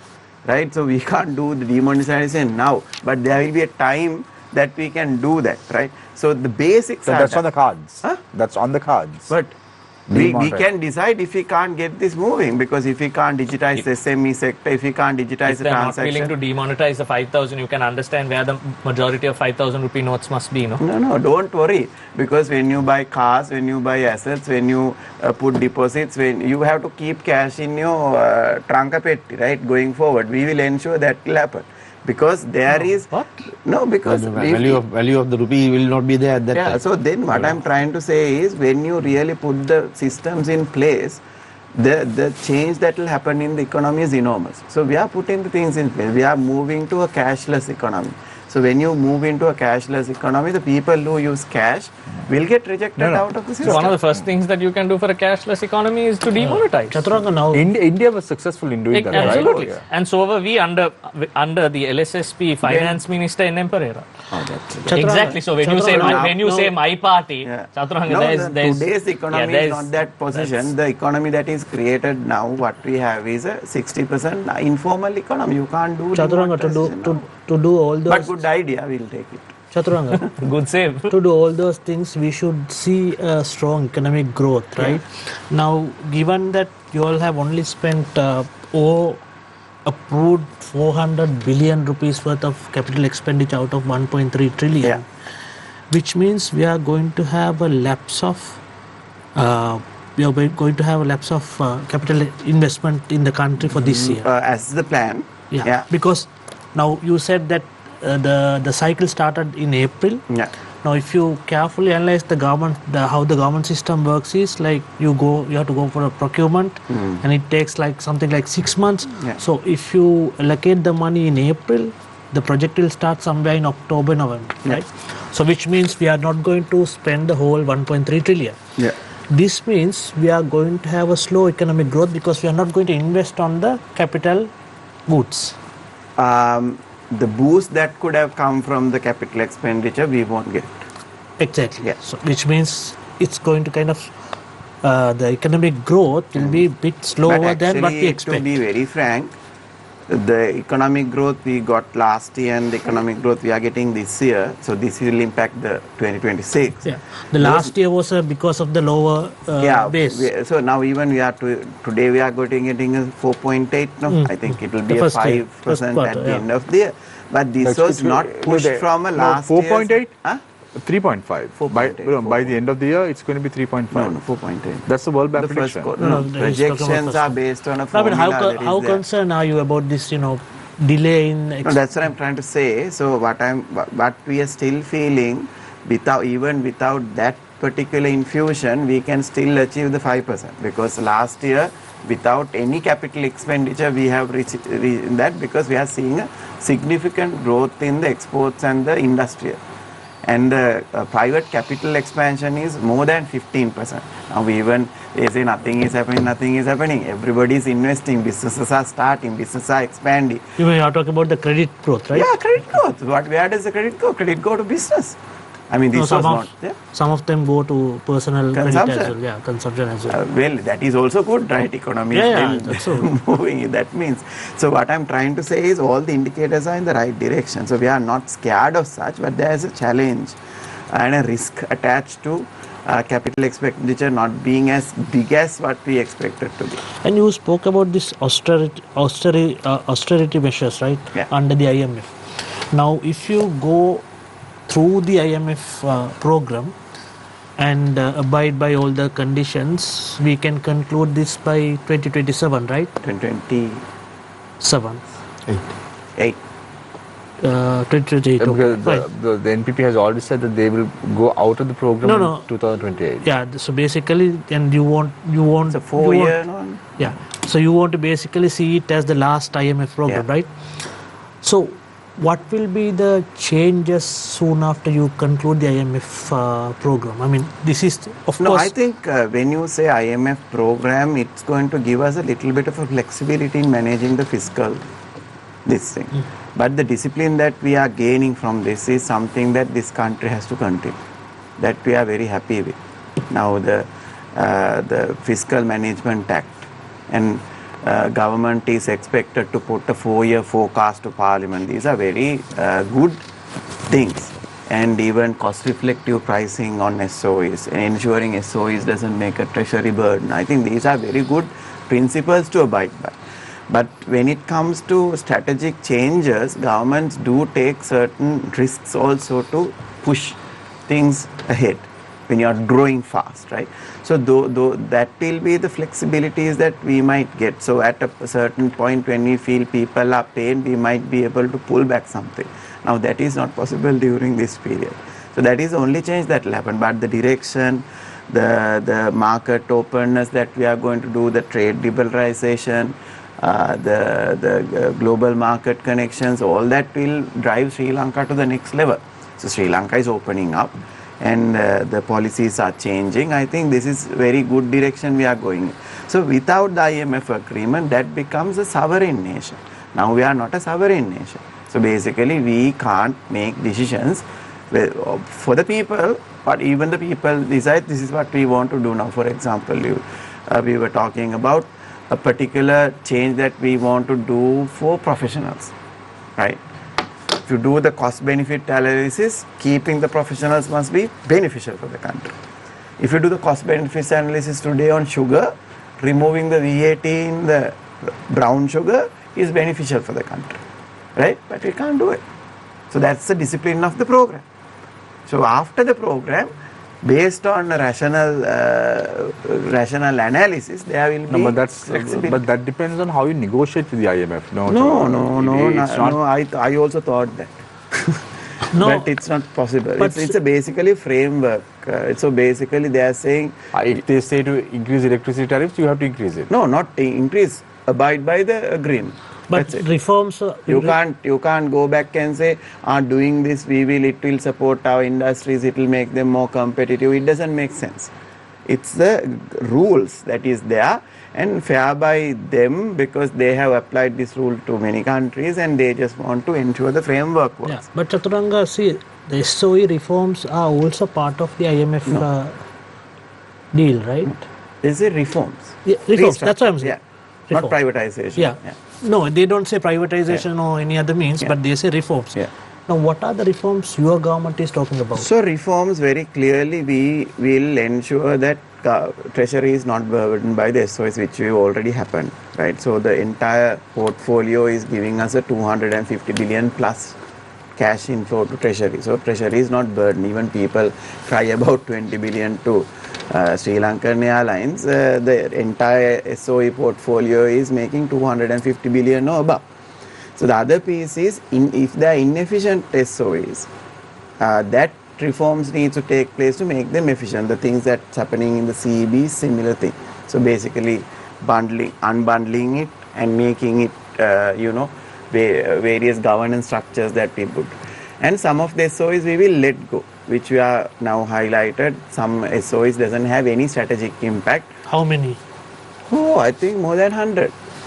And then there are SOEs which needs capital infusion to do better. So we don't think government should invest. None of those government should invest, and we should go for public-private partnership.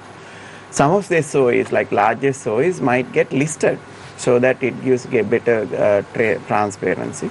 And we are also thinking about some portfolios to come under a holding company like Temasek. So these are the reforms that we are also thinking.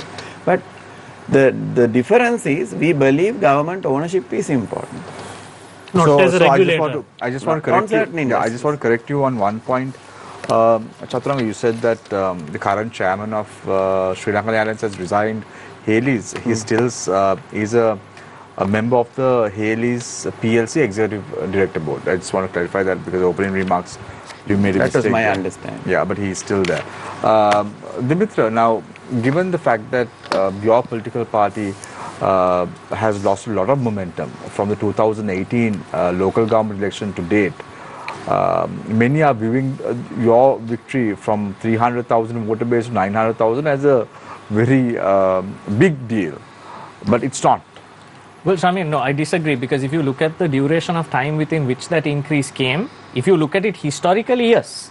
But if you look at it in that short duration of time, being the 6 months to 8 months, that's a massive increase in terms of a short period for the amount of traction that the government claimed they got, right? And part of that is, now they go on about transparency. The Deputy Minister said it multiple times.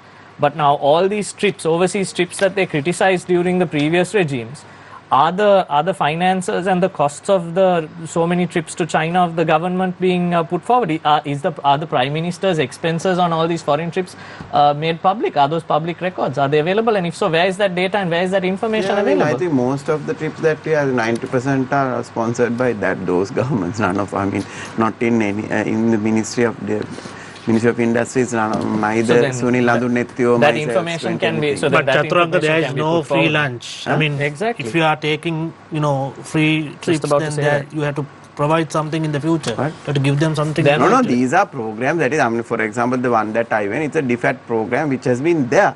Right, so that's why I'm saying the expenses government will, the government foreign trips are very well is there. You can get that information. Where? From where?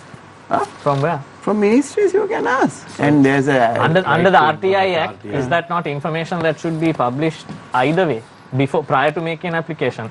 Up to section 14, section 1 to section 14 of the RTI Act will disclose that there is certain information that has to be made public, which has to be decided by the subject minister. If there's inquiry, I think even in Parliament we can submit that, which we have been doing. Yeah, but it's still better than Mahinda Rajapaksa going with one full airplane of delegation to the UN or any other place. They had a photographer and makeup artist also. Something. No, so Shamir, you have to look at it at the end of the day. Now I'm looking at it.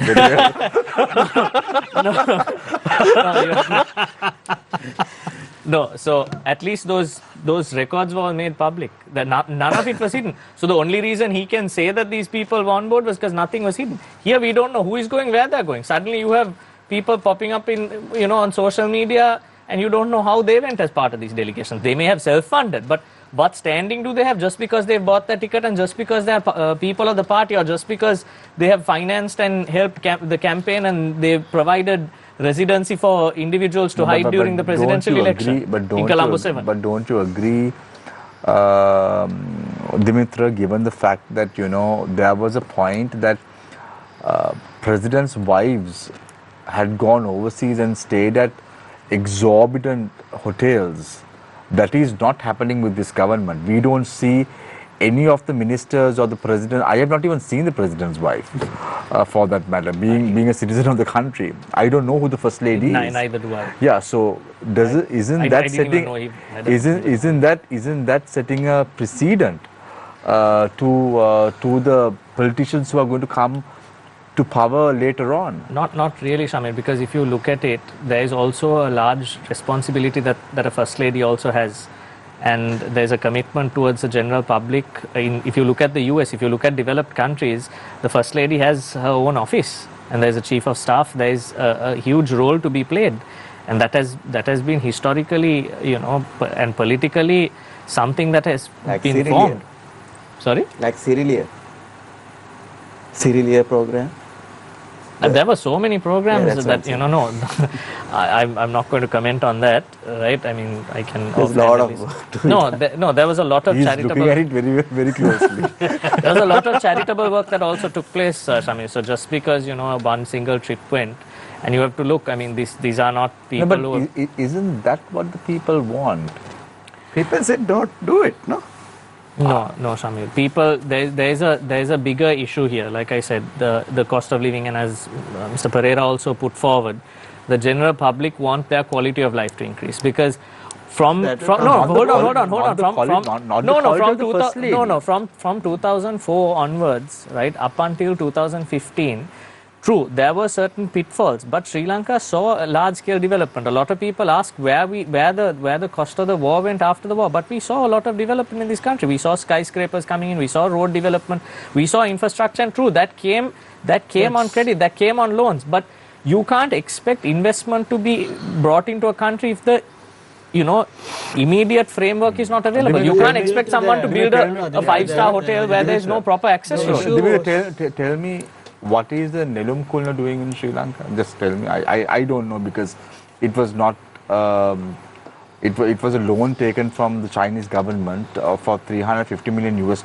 I'm asking you, what good does it serve the general public? It was supposed to serve as a transmission tower, and I believe it's up to the responsibility of the government and the relevant authorities to ensure that its purpose is fully utilized in terms of its capacity as a transmission center. Just to let you know, now you said about the economic growth and infrastructure and development. That's true, but the issue here was who benefited from that. The lower level people, the middle and the lower level people, I think they did not get anything. I disagree with that statement. Shamir, if you look at it, now people will make all sorts of allegations against the highway. How does the president go to the airport? On the very highway that he criticized as a member of the opposition. 3 times. No, hold on. Right? And then, 3 times? Yeah. Your president only went on the highway 3 times? No, I'm 3 times spent. No, but if you look at the initial reports, the projected earnings were much faster than what it was actually projected for, whether it was earned or not. And the break even in the analysis was much faster than what was initially proposed. So you are talking about only one highway. What about Hambantota Airport and the stretch extended to the house and the convention center? So how many cricket ground? How many people benefit from that? What about the Galle cricket ground? What about Dambulla? Why is nobody talking about that? Hambantota was supposed to be a model city, right? And the airport was functioning well, but there were certain geological factors that came into play, which should have been dealt with at the feasibility level, which should have been done by the loan providing facility. By the then government. No, not by the government. Not by the government. It's a responsibility of the provider of the financing to ensure that those feasibilities are studies. Adding to what Shrihar said, nothing comes for free. So these trips, these ones are, taking for free, thinking, this is all great. Some gift is given, some loan is given, they develop it. Feasibility study is not properly done.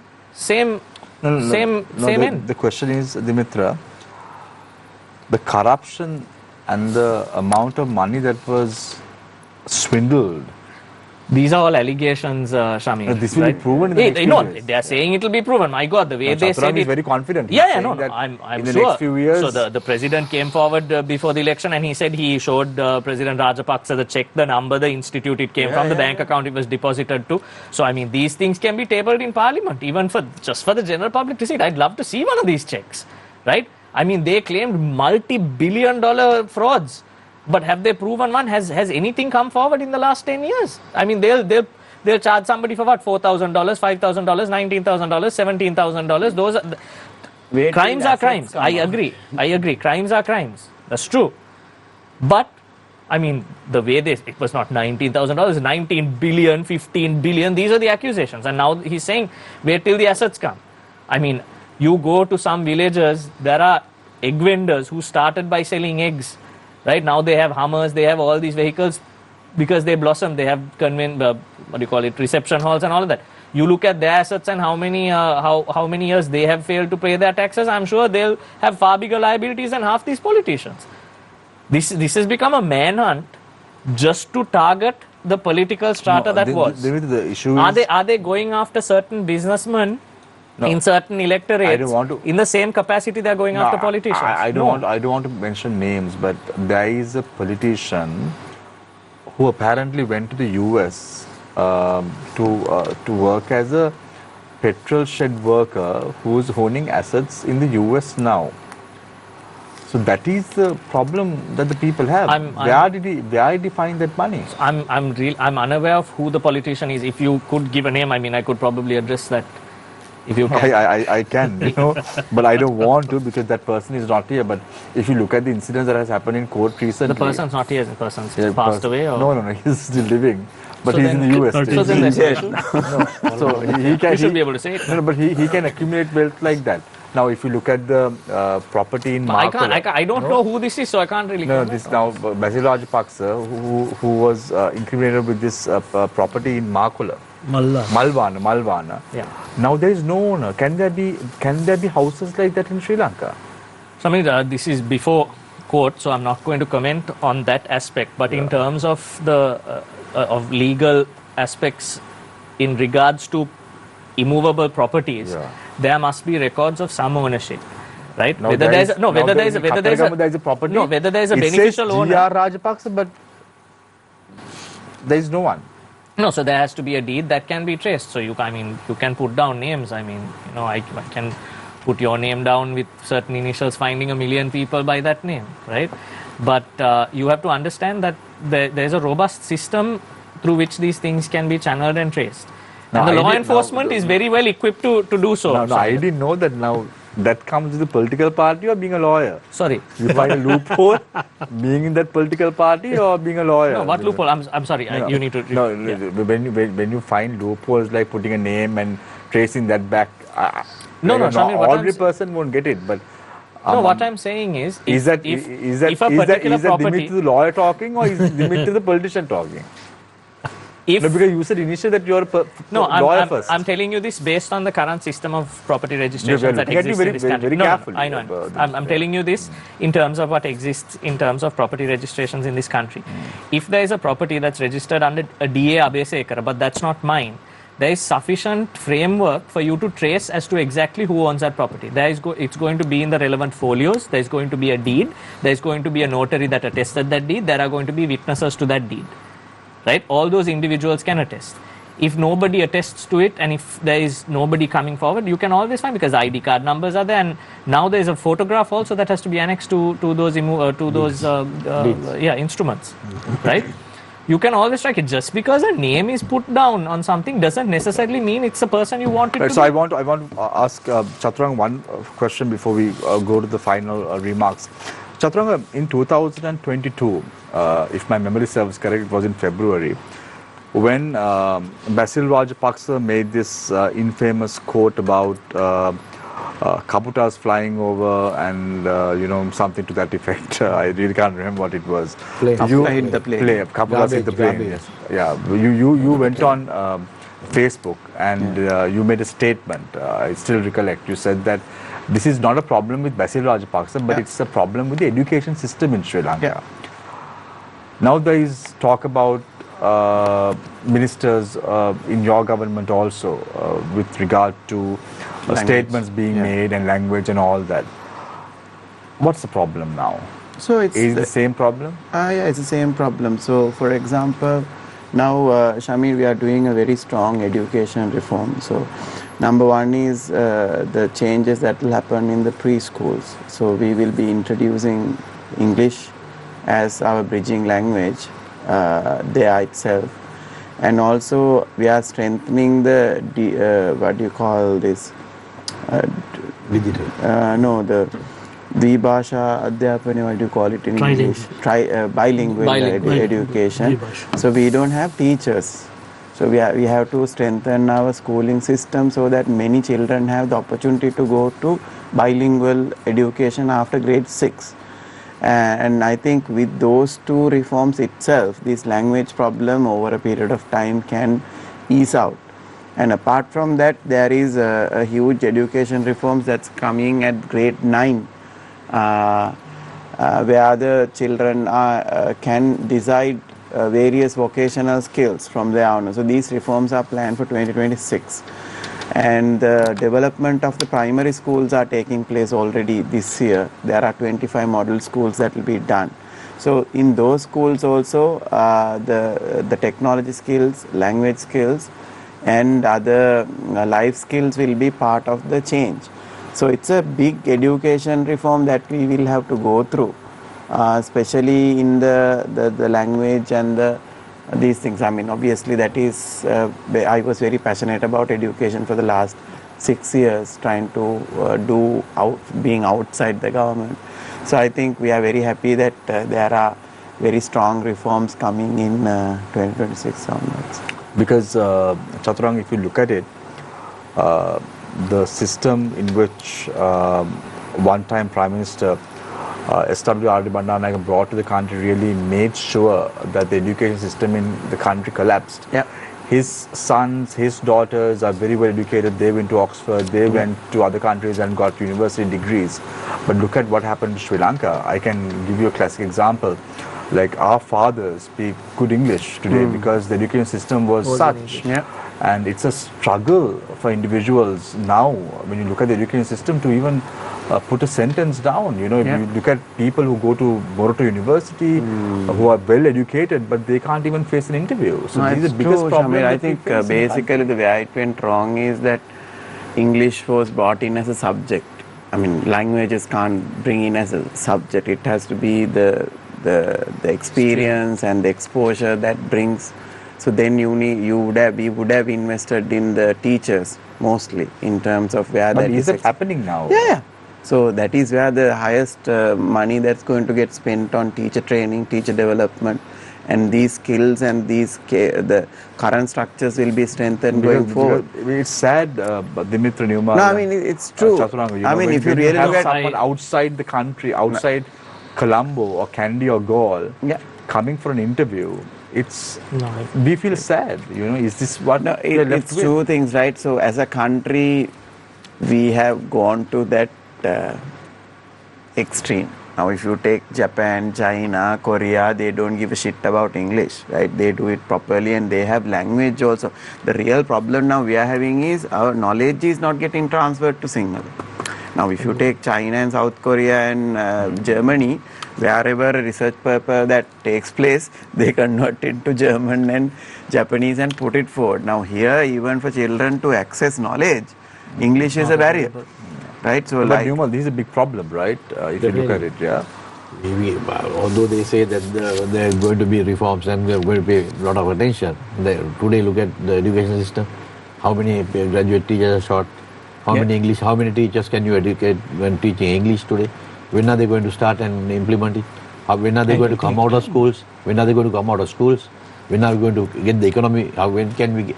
This should be started. Definitely, I'm supporting the initiative. But Newmal, this is not a process that will happen in 1 or 2 years. Exactly. So it will take at least 10 years. 15 to 10, 20 years. So tell me the universities ragging still taking place. Do you look at the universities that were closed? Why they were closed? Who are behind all these unions? And you look at the teachers today. You look at the health sector today. You look at any sector today. All the all the people who are benefiting from research or whatever, they are leaving the country. So I can so tell they are not staying in the why country I'm and telling- contributing to Yeah, this. Neomal, the reason that I'm telling you this is, we had an interview today with a graduate. He was Anuradhapura district #1 in mechanical engineering, and then he went to the university. And when he came for the interview, we couldn't select him because his command of the language was very low. And Shamil, it's very just sad. a thought here. I mean, I've been talking to corporates many years. Now, we all have created a barrier also. Now, we want people to express in English when they come to interview. We want people to put their pictures, startup pictures in English. Not many can articulate their ideas in a different language. So, I think as Colombo itself, we also have to think, if we really want to develop the country and take the real knowledge of the people, which is now in a native language, whether it's Tamil or Sinhala, we will also have to change. No, but the problem is, Chathuranga, when you're operating in a export-driven environment, Yeah. when you want your employees to But be you don't want talking to- everyone to do it, right? Completely. Yeah, it Now, has to be say competitive. China or South Korea, they have a team that was fluent in that. But the people who work on the middle layer, you don't necessarily need English. Now, it's just some school That's a level class divide right mentality, there. class mentality that we are operating here in Sri Lanka. I mean, we also have to think differently. If we, as clearly said, if it takes 20, 15 years, are we waiting till that to enhance the entire knowledge base that we have? No. So we also have to change. No, I'm saying the problem is the underlying issue with regard to the education system in the country. Swami, one of the biggest problems Sri Lanka has firstly, the global issue is global political culture is such that we spend more money on wars than we do on education. Right? That's a known Yeah. fact. Right? We have, I think, all of us at this round table are fortunate enough to have had access to free good education, education. I'm not a product of free education, but we've had access to good education, right? And something we need to know is if SWRD Bandaranaike, when he took that decision, thought to himself, this is going to ripple in 20 to 30 years to come back at me, would he have taken it? No.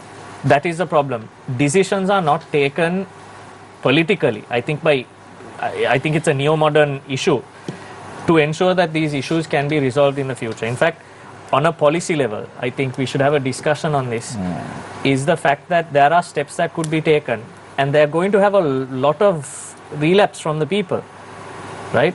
I think If that's a an important government- discussion, yes, because at the end of the education system, the policy and all that has to be major reforms. Yes. So let's wrap up tonight's show. I want to start off with Dimitra Abeysekara. What next for this year for Sri Lanka? What's the way forward? Your time starts now. So, Shamir, I think starting off, criticizing the government and critiquing the government are two different things. And I think critiquing the government is a healthy debate as the opposition that should help direct the government in terms of exactly where they need to go, what policies they need to, absorb and disseminate.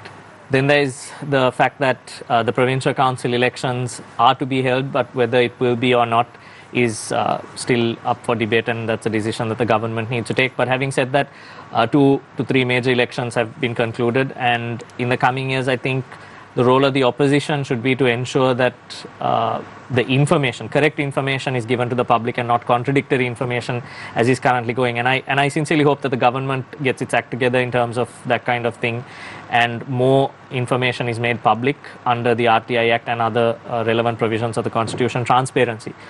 And I believe that the work of a politician is not necessarily to contest an election and to hope to be elected, but it's a much larger role. And as the Deputy Minister said, their General Secretary is busy carrying out his party work and ensuring that that propaganda is continued with while the rest of them run government. So politically, I think there is a responsibility on all the actors to ensure that we move towards a brighter future. And now that the people have decided 3 times over, I think it's our responsibility to carry that forward in a transparent, democratic, and culturally innovative and economically sustainable manner. Thanks a lot, Attorney at Law Dimitra Abeysekara from the SLPP, Neomal. Yeah, right now we can't say the government is doing its best. With a lot of inexperience, we have to realize that they are inexperienced. And also law and order, there was an article in the papers, NPP member has gone and shouted at the OIC for putting his name in the, somebody else come and made a complaint to the police station, and that OIC, the person has been transferred out of the station. So these things shouldn't take place like the way you are trying to bring law and order, proper law and order to the country. So even small issues like such small issues of transferring an officer who is trying to do his job, it's not a right thing. Velipanna, LPT. LPT to Marukala from Velipanna to LPT had been transferred because the Pradesh Sabha members, NPP Pradesh Sabha members' name has been put in the complaint book as a complainant. So therefore, there are good things that are happening, but basically due to inexperience, and thank God we are having this system of the economic system, the international monetary fund in principles are being followed. Otherwise, I don't know where this country would have gone, what decisions would have been taken as far as fiscal policy is concerned. So they are following it at least for a few more years. We also hope that we will not be able, we may not have to go to the World Bank or any other foreign institutions and follow their instructions and be a sovereign nation as soon as possible. We will do our best to support the government in where the people benefit, because they have suffered at the hands and the wrong decisions of the politicians as well as the government servants in the past. So those people who have taken wrong decisions they have to be made responsible, and they have to be charged, and they have to be charged as well as whatever that country has lost to be recovered from them. You can't let them go scot free. And also, I hope the government, the opposition will always support the government where right decisions are to be taken. But basically, those are not yet been taken. They have been politicized. They still think that they are in the opposition, although they are in the government. As far as cost of living, I always argue with Chathuranga about the cost of living. People are finding it very difficult to live. Or maybe indicators, you can always adjust the indicators according to the spending. And also, private sector businesses are finding it very, very difficult to function, except in few areas. So these are the things we should reconsider, not executing Parate action immediately for even companies above 50 million loans that they have taken. Concessions should be given further, and then put them in place. And also because of the SWAT, if they take 45 days, the companies that are already paying are in the system will need that amount of capital. Another 45 days, another 60-day capital to function the way they have been functioning. So that is another aspect. I think they should not over the counter get everybody to remove the SWAT on everybody, but on certain sectors, one by one, gradually, depending on the people who can afford to put it on voluntarily basis, and thereafter gradually bringing removing SWAT is maybe okay, all right. But if you bring it broad to everybody across the table, I don't think it's a good thing. People will get affected, business will get affected. We see many factories are closing, but there are fewer who are taking the capacity and re-exporting. But we need to see everybody in the system that has been continuing to contribute to the economy, not allowing few multinationals or few large companies who have made money, maybe due to tax concessions and their investments abroad, like multinationals. That should not be the case. So we have to make sure even from the shop to the factory, a billion turnover factory should be able to function, and nothing gets closed. Concession should be given, because due to the fault of the government only, all these people have to face this present situation from 2019 because on the Easter Sunday attack.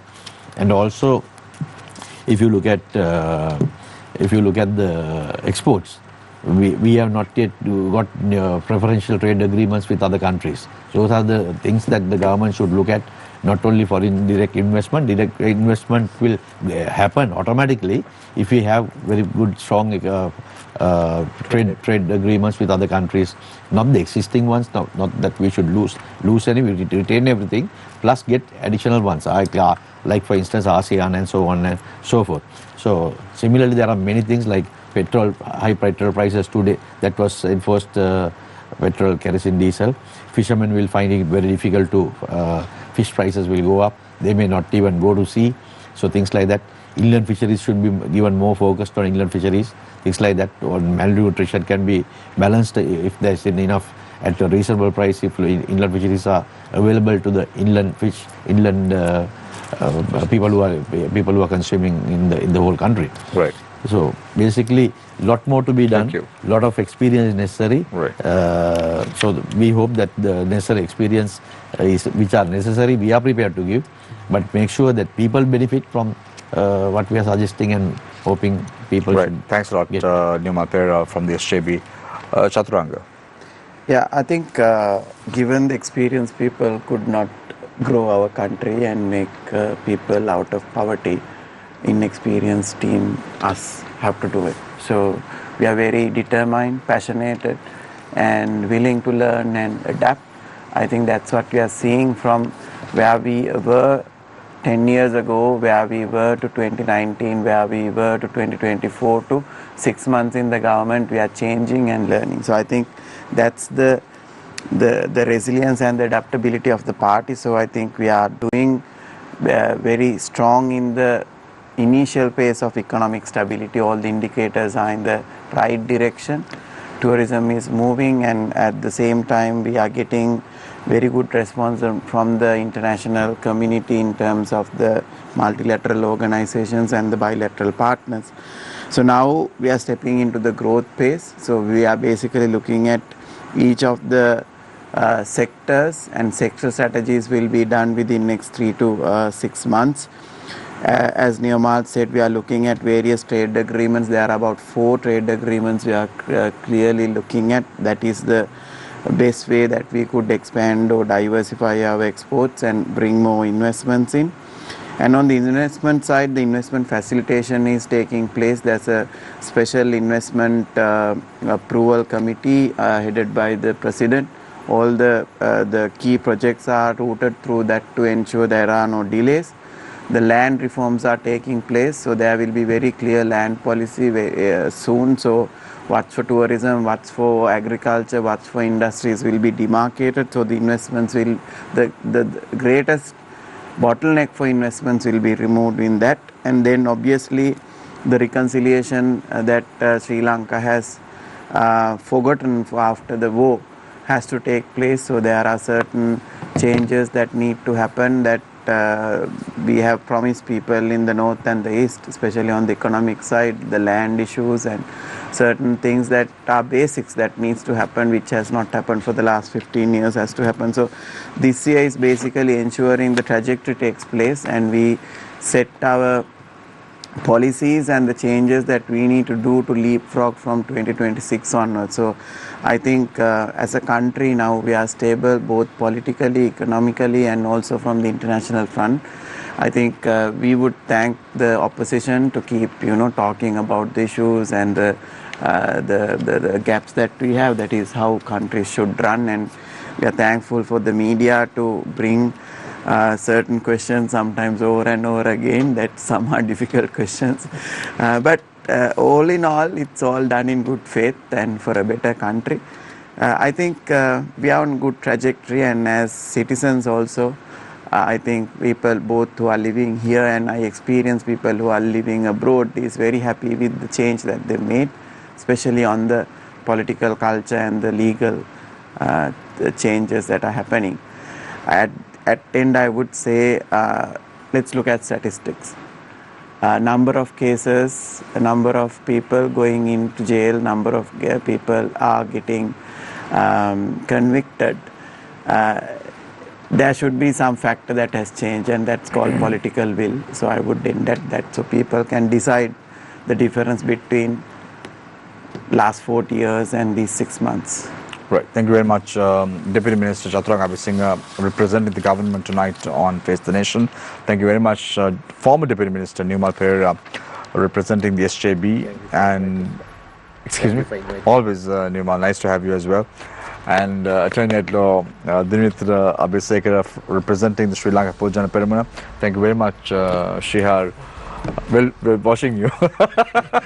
We're looking at you closely. That's something he said. I'd like to thank the media for continuously asking. Say it's not the media, it's Shamir that continuously asking the same questions. So anyway, thanks a lot, Dimitra, for joining us this evening as well. We continuously keep watching you and looking at you. So I leave it tonight with a quote, as I always do. Politics, it seems, for years or all too long, has been concerned with the right or left instead of right or wrong. Take care and good night.